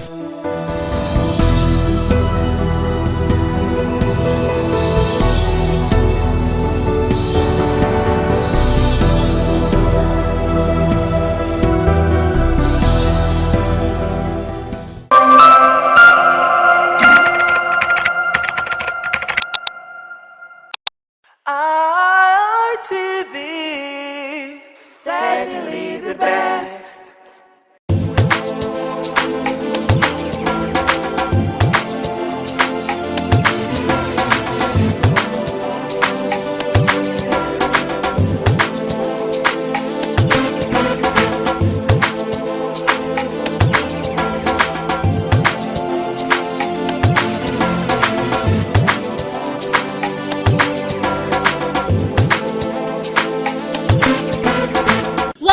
Market Survey. On this edition of Market Survey, we are here to know the current price of palm oil and groundnut oil here in the market. It is no longer news that the that the increase in fuel prices has affected sales, as traders are now lamenting over the increase in transportation due to fuel prices. So we are currently in the market to get to know the current price of palm oil and groundnut oil, if it has reduced or it is still on the high side. I am Stephanie Notoriwa. In recent times, the rising cost of living in Nigeria has taken a new turn, with the prices of essential food items continuing to increase across market. Among the most affected are two everyday good cooking staples, palm oil and groundnut oil. Once considered affordable and easily accessible, these products are now becoming increasingly expensive, placing a growing burden on both traders and consumers. On this edition of Market Survey, we'll take you around the market to get to know the current price of palm oil and groundnut oil. But before we go into the market,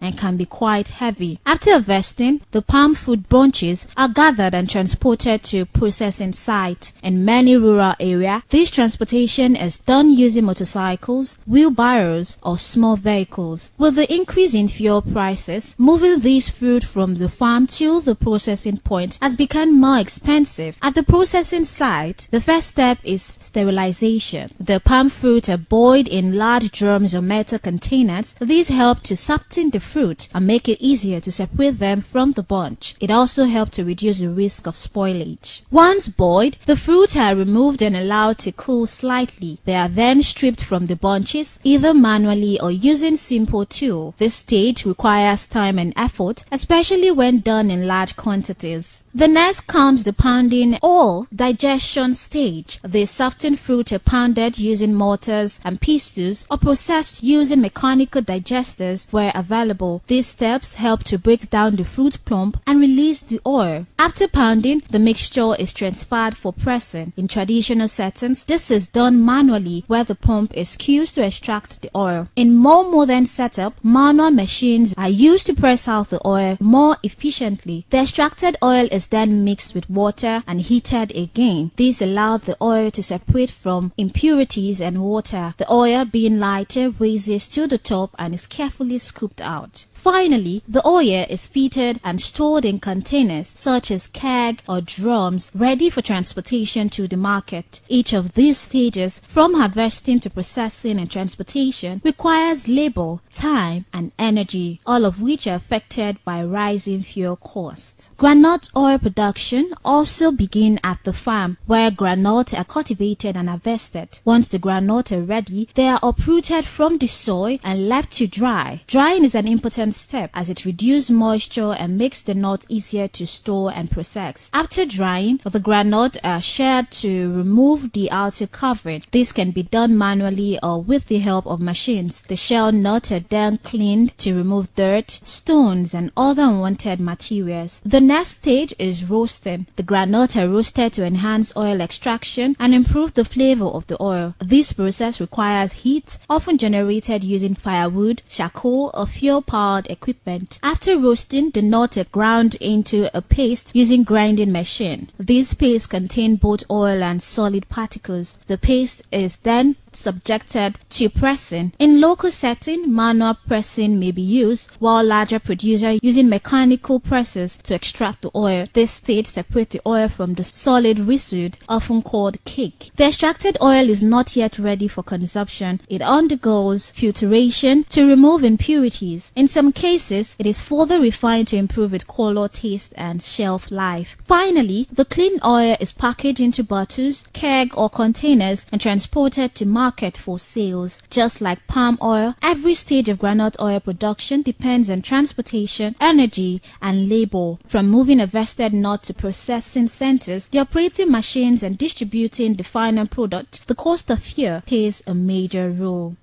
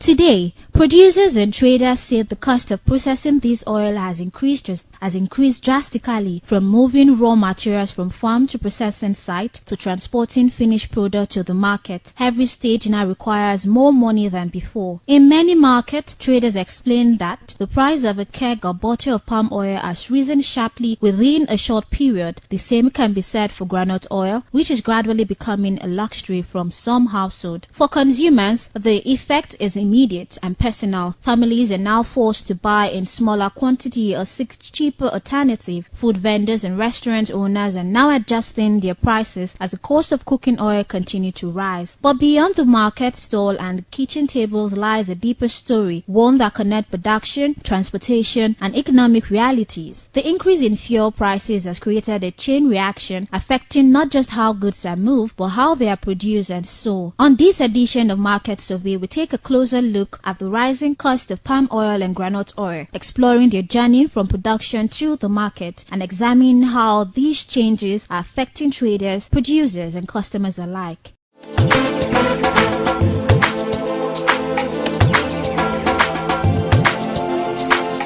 A groundnut oil gallon is 35,000. Then we sell per bottle 2,019. So that's not they carry on before. No. Inside last year it was around 20 something. But later it increased. But now it's not 35. What about red oil? 45. How much are they carrying before? Last year it was around 50 something.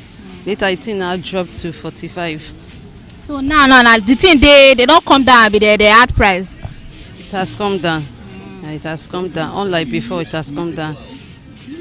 So how much they measure the smallest bottle? 300. For which one? Chelsea bottle. For groundnut oil or oil? The same price. Okay, 2 of them might be 300. 300, 500. We have measurement of 500. We have measurement of 300. Okay. So now this palm oil not be the season with this, so? It is the season now. This is the season of palm oil. I strongly believe that it's the season, but I don't know. I don't know why the price is so high.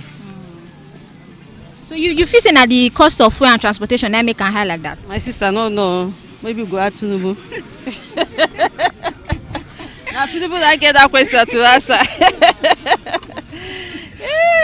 Maybe we'll go drop Tinubu from the seat. He should come and give us the answer. But if you say like for in any moment from now, maybe like next month, 2 months time, it will come down the price. Hopefully now.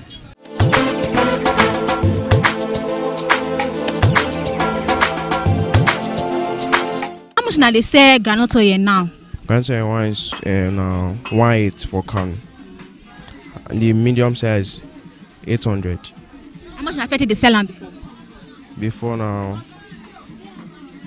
the thing they come up like they rise, they come down, so depends. Like when we buy last now 1,000, but now it still come down small, so it not get stable price.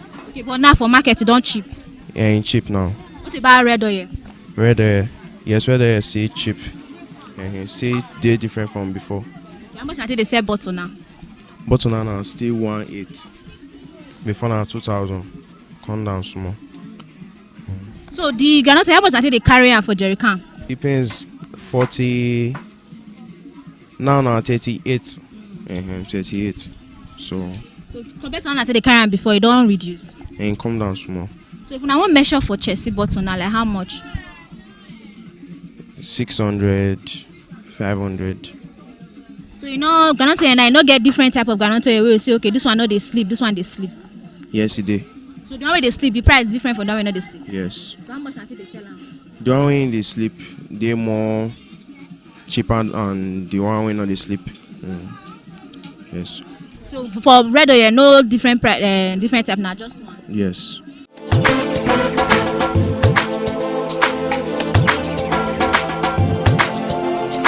Groundnut oil and red oil before market, their price don't come down. It really come down. True to not say me they not talking. It come down. Oil come down, groundnut oil come down. Garri come down, but now only last market now garri go up. Rice come down. Things come down. That it try pass about 2 years back. till last year to this year now, they really try things come down. But now money not day, market not day. You see, say the market is now no market be like say na street market. People not they buy. They say money not day, but something cheap. So now we day. So how much now they say groundnut oil now the bottle? The bottle now we they sell 1817.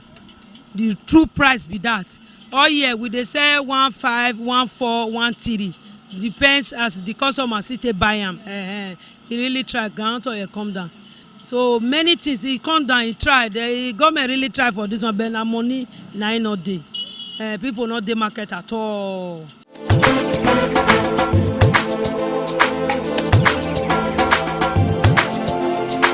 How groundnut oil and oil before market now they don't come down. The price don't come down. Never come down.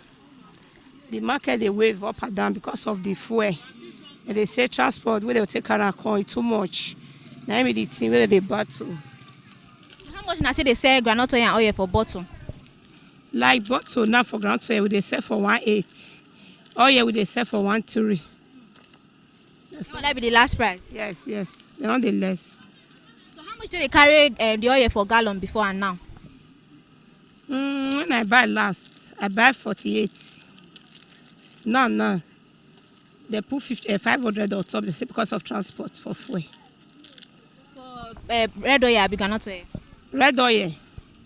Groundnut oil, we buy that one with gallon 37.5. Now. How much na person carry am before? As we say, if rain dey fall, na the thing dey dear. We dey buy like 50, 55. Now we dey never start now. And we dey buy for that price. So they say groundnut oil na two type. The one where they sleep and the one where not they sleep. It's there now. So both of them are the same money that they buy am. A different price. Like the one where not they sleep, we dey sell that one for 2.5. This one where they sleep, so we dey sell that for 1.8. But they see the price, oh, the money not the correct. So how much na cut they measure for Chelsea bottle? Like Chelsea now, they sell Chelsea groundnut oil 500, oil 400. Last price for that one? That be the last price. So but if you say as the price there like this, if it still come down? We don't want me come down, we dey pray me come down. I bet when I help us talk to them, me come down. They say fuel, na fuel be the tea, oh, na fuel that they talk of. That be the tea.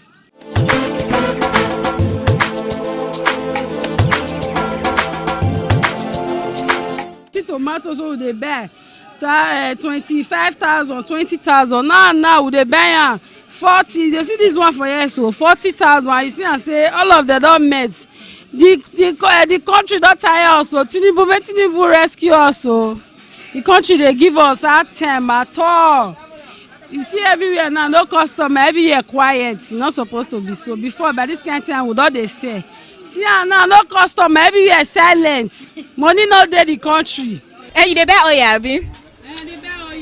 Compared to what you say they buy before and now, it don't come down. It never come down. It's still the evil high. The over highness is too much. You see people see the price down. They see the price down. They know they feel buying.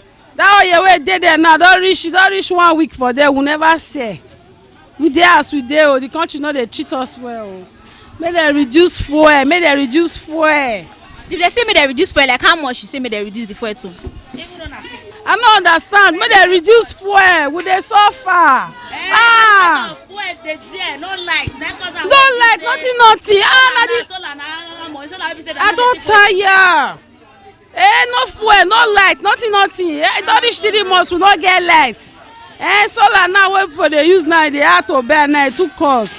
Becoming more demanding, what was once a manageable cycle of harvesting and processing is now more expensive and less predictable. Many are forced to spend more just to maintain the same level of production. Traders, too, are facing difficult realities with higher purchases cost. They must decide whether to increase price or risk running at a loss. In many cases, the decision to raise price is unavoidable. The story of palm oil and groundnut oil is in many ways a reflection of a broader economic situation where rising costs continue continue to shape how people live, work, and survive. Yet, despite these challenges, Nigeria continue to show resilience, finding ways to adjust, to cope, and to move forward in face of uncertainty. As conversation around solution continue, many hope for policies and intervention that will ease production costs, stabilize price, and make essential goods more affordable once again. Until then, the market remains a clear mirror of these times, telling story not just of trade, but of endurance, struggle, and survival.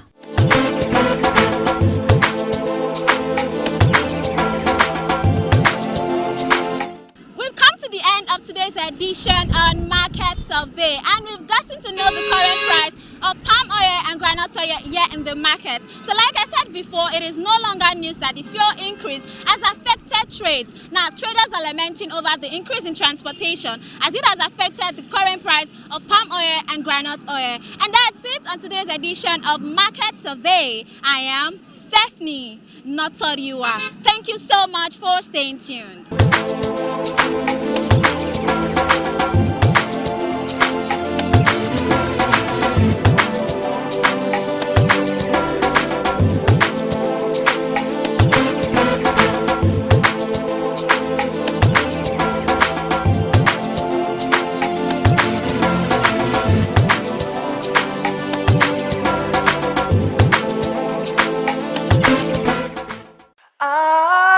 ITV, certainly the best.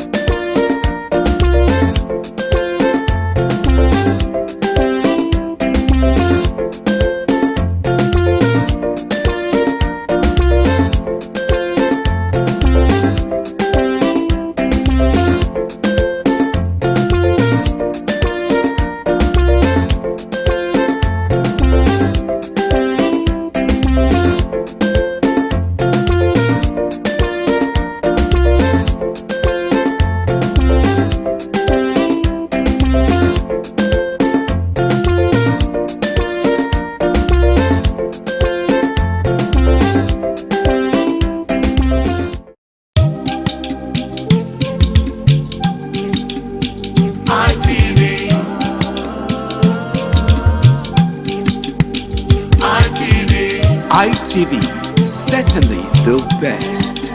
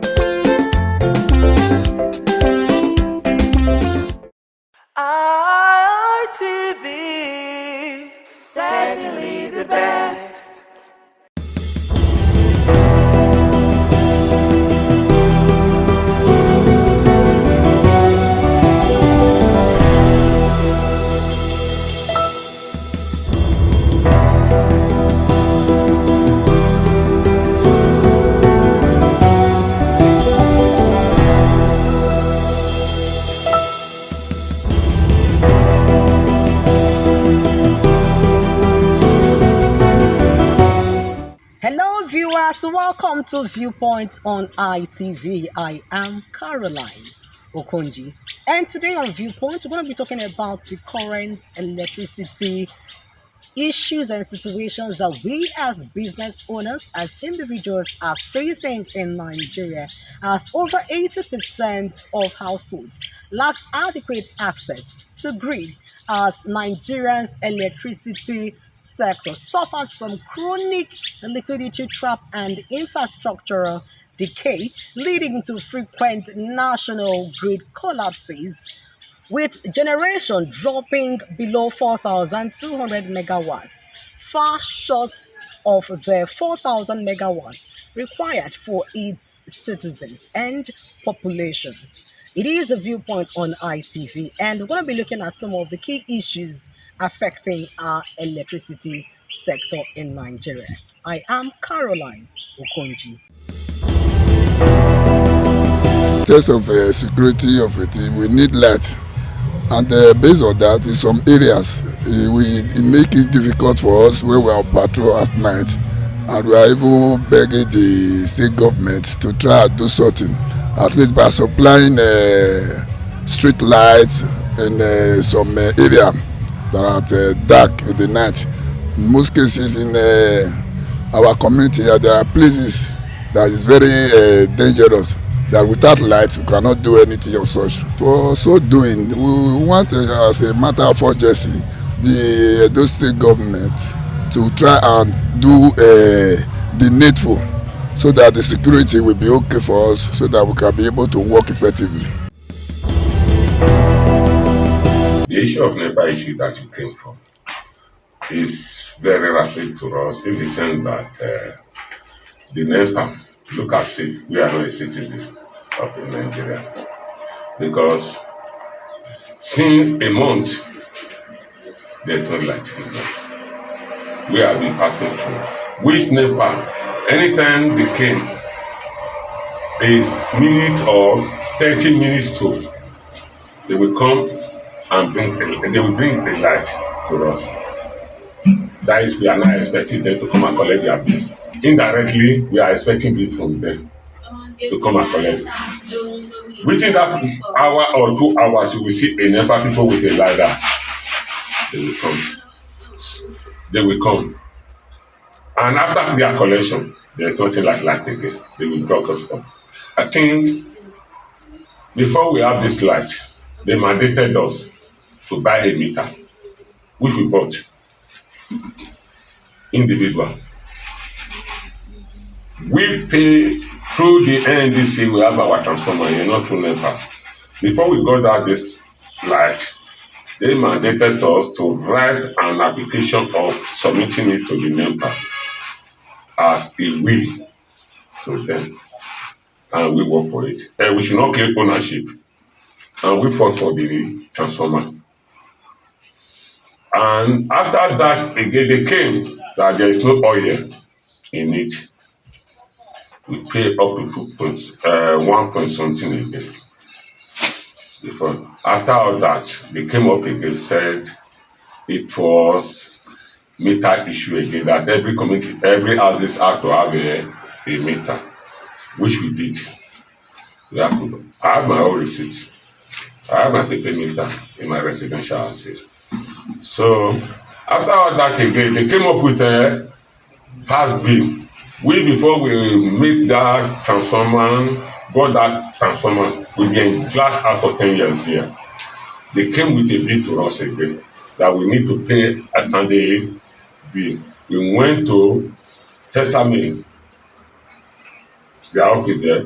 After we left the one at the bypass, they were delivering us before they now refer us to the one at bypass. I don't want to mention the name of the manager there. Got in there again, he said we have to go for all those things, we need to fulfill all those things, which we did.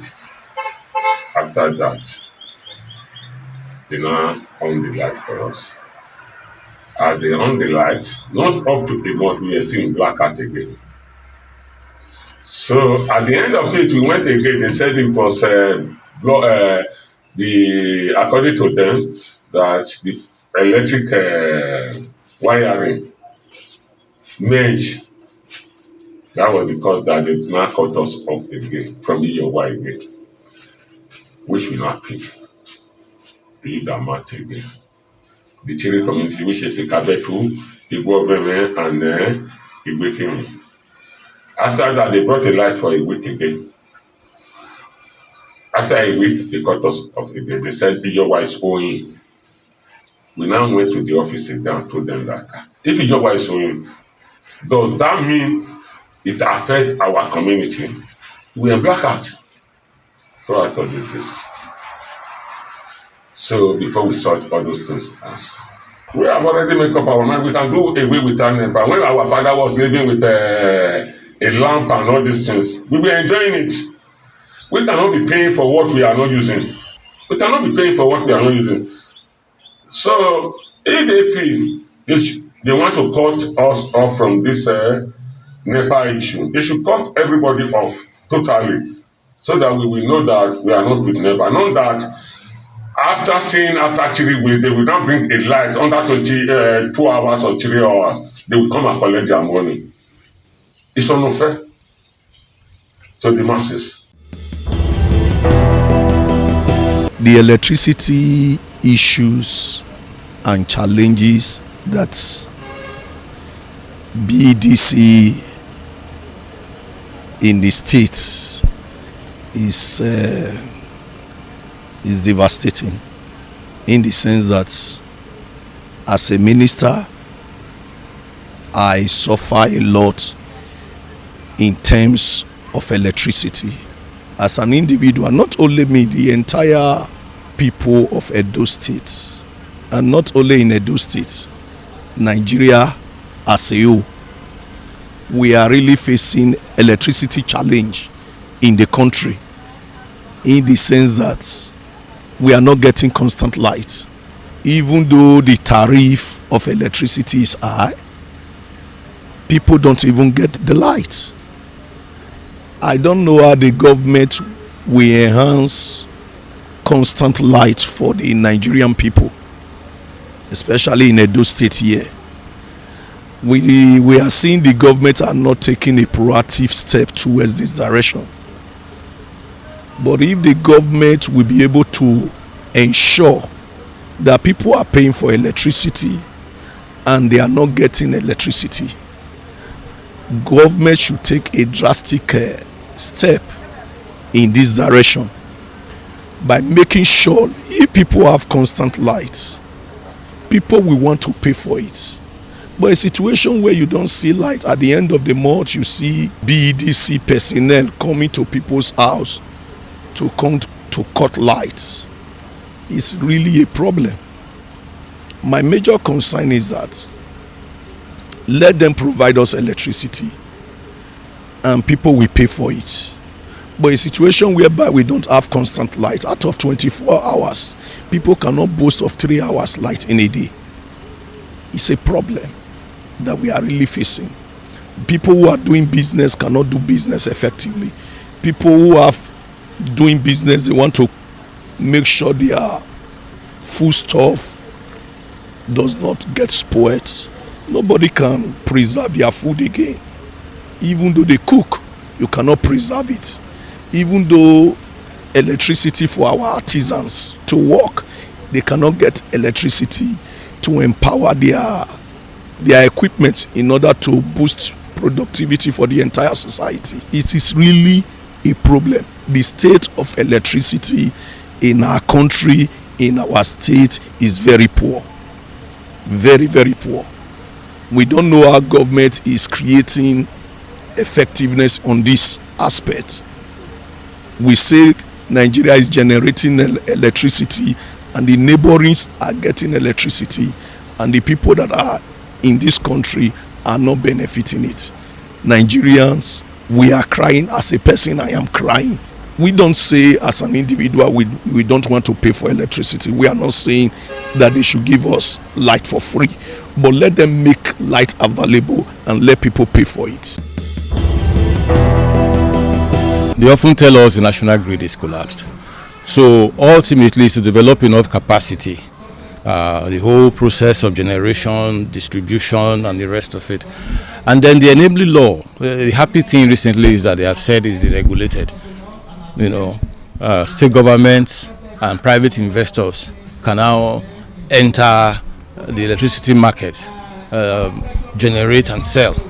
So we do hope that will be a great deal of improvement, because without electricity, really, we are going to remain in the Stone Age. We cannot industrialize. Even domestically, we cannot have the comfort we should derive from electricity. We should consider all the options, whether the new sources like wind, solar in our country, so that we're able to generate enough for our consumption. The darkness is cover for any kind of nefarious activity. Yeah, so if the place is not well lit or substantially lit up, people can ordinarily hide under the cover of darkness to perpetrate just anything, not just robbery, kidnapping, and whatever you have. Yeah. Don't also forget that we now have private investors. The government doesn't have so much to do with electricity anymore, apart from regulation. So they also have to maximize their profit. So it may have been a mistake in the first instance, divesting from electricity at the level of government. Let me talk about the state where I live, where I reside. The total blackout is nothing to write up about. We really suffer when it comes to light. Edo is suffering. I think our governor is trying to, we have to do more. Our Excellency, Senator Monday, our governor of Edo, Executive Governor, you have to do more when it comes to that light issue. We are suffering. There are some of us who can provide electricity for ourselves, solar and all that. Maybe a generator, this was the case, but not everybody. And so at this junction, I think it is expedient that our governor looks straight into this issue and solve this problem. What would I call it? I don't know the right English to use. The right English right now, we have serious problem when it comes to light. Businesses are going down. Those selling drinks, those who have koro, without generator, you can't do anything. And the J is on the high side. Those small jewelry, those are better passing. Our neighbor used to buy them 30,000, 10,000. Now you can't buy it. Then the other one is the Tiger and the LMX 1 point something for ordinary generator. So it doesn't make any sense at all. So we're begging on our executive governor, the governor that knows what to do, to please to look into us and save us from darkness. Then when it comes to these funny BDC people, we're raising a child that came from the US and the others. The first thing they learned in Nigeria is NEPA don't bring light. Children brought from abroad. The NEPA don't bring light. Can you imagine such? And so these funny people, 2 days, they'll bring the light on and off for 2 days. The next thing they'll come with their estimated billing. They start dragging people, wires and all that. It's high time. I think it's high time we stand our ground and let them know that we're not fools. We are Nigerians. We all own this nation. It belongs to nobody. It belongs to nobody and it's for everybody. We should stand our ground and fight for our rights.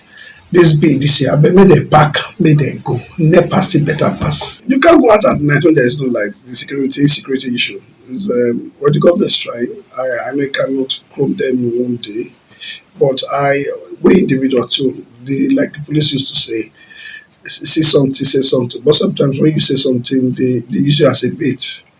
And so we need to.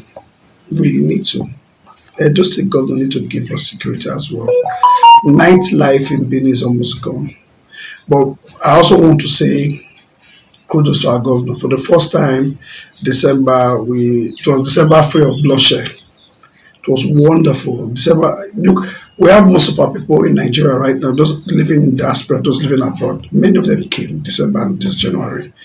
And they came and they're enjoying it. So I believe our excellent governor, our excellency can do more about that to give us more security. Like those if you're traveling from Benin to Akure, Benin to Ifon, those roads are no-go area at night. You can't date. So I believe with all hands on deck and our governor and the police, our CP, let's hope and pray for our action governor to do something about insecurity. BDC, since they came in, I don't think they have done well by my own assessment. And darkness is synonymous with demonic things. And they have thrown their city into darkness, Benin City, Edo State as it were, is in darkness. And I think that the government should step into the matter to do something about the situation. Because the way I look at it is that, for me, I think it is deliberate. Because there are some areas that have light, they call it dedicated light. So why can't everybody have the same light? Because there are areas for 2 weeks no light, for 1 month no light. Some people have 3 hours a day, some people have 1 hour. And if they bring light in these 20 years, so people shout, hey, they'll be saying up NEPA instead of up BEDC, which is BEDC. So the thing is that government should step in and help us. People are dying, and most people are paying for darkness. They go there, they threaten people, they bring light when it is wanted for 3 days, 2 hours, 3 days, they come and collect money and they shut it down again. So I think the government should step in. If they are going to be thrown out, they should be thrown and bring people who can give us light, who are ready to pay. It was privatized. That was a good intention by government, but the people that did it, I'm sure they gave it to their cronies who does not know anything about the management of light, and that's why we are where we are. It has really hampered nightlife because you don't work in darkness. And then the only thing that is helping us now is this solar that people put everywhere, and some persons that have money to buy diesel and buy fuel. It's not everybody that have that kind of money. So it has really disturbed or hampered nightlife, but government is trying to bring it back by putting street light and everything. So we commend them. We pray that God will give government more power, more strength, more wisdom to do what they have to do. And there's individuals are also trying by helping to lighten up everywhere. So we praise them. But for BEDC, I think they should go. Make better people. The situation of electricity in Benin here now, I will give them at least 30%. They don't even up to 50% from the area. But I wish the government can improve, because if you see what they happen to us now, we all they use our hand to define electricity. Some of us they go generator for us, some of us they get solar, some of us they go generate big blister. All these people get like hotel. So I wish the government they really improve for electricity. All those generators will become condemned money for our hand. You understand? So people no go dey go for it. And money now they need to put, because that energy, that light will really need that. If light dey for this, imagine if you come for here for Shiloko Road now, government already put light, but in the evening everywhere go be dark. So where there is light, everything, even the security aspect of itself, anything concerning light is too plenty. Maybe one particular, so we need light. If I come out for office now, if light no dey, we go buy generator. At least from office I dey buy at least, if I'm not mistaken, 5,000 in the first year. Imagine at times 1 month, na big money. Until now money. From then I will see look at it, we come here say we want to go for solar. We can use solar to stabilize them, because solar they give us more, make savings from the fuel aspect of it. So if you get light, nothing like light, your light can carry AC, can carry everything for us. And to the noise, no go even give you that noise issue. So we prefer light more than any other thing. The light is our problem. We are suffering for light. You can see our business without light, we cannot improve. We need light. The show of light is very, very, very low. I don't know if you're getting it, very low. We need light. The show of light in Edo State is very poor.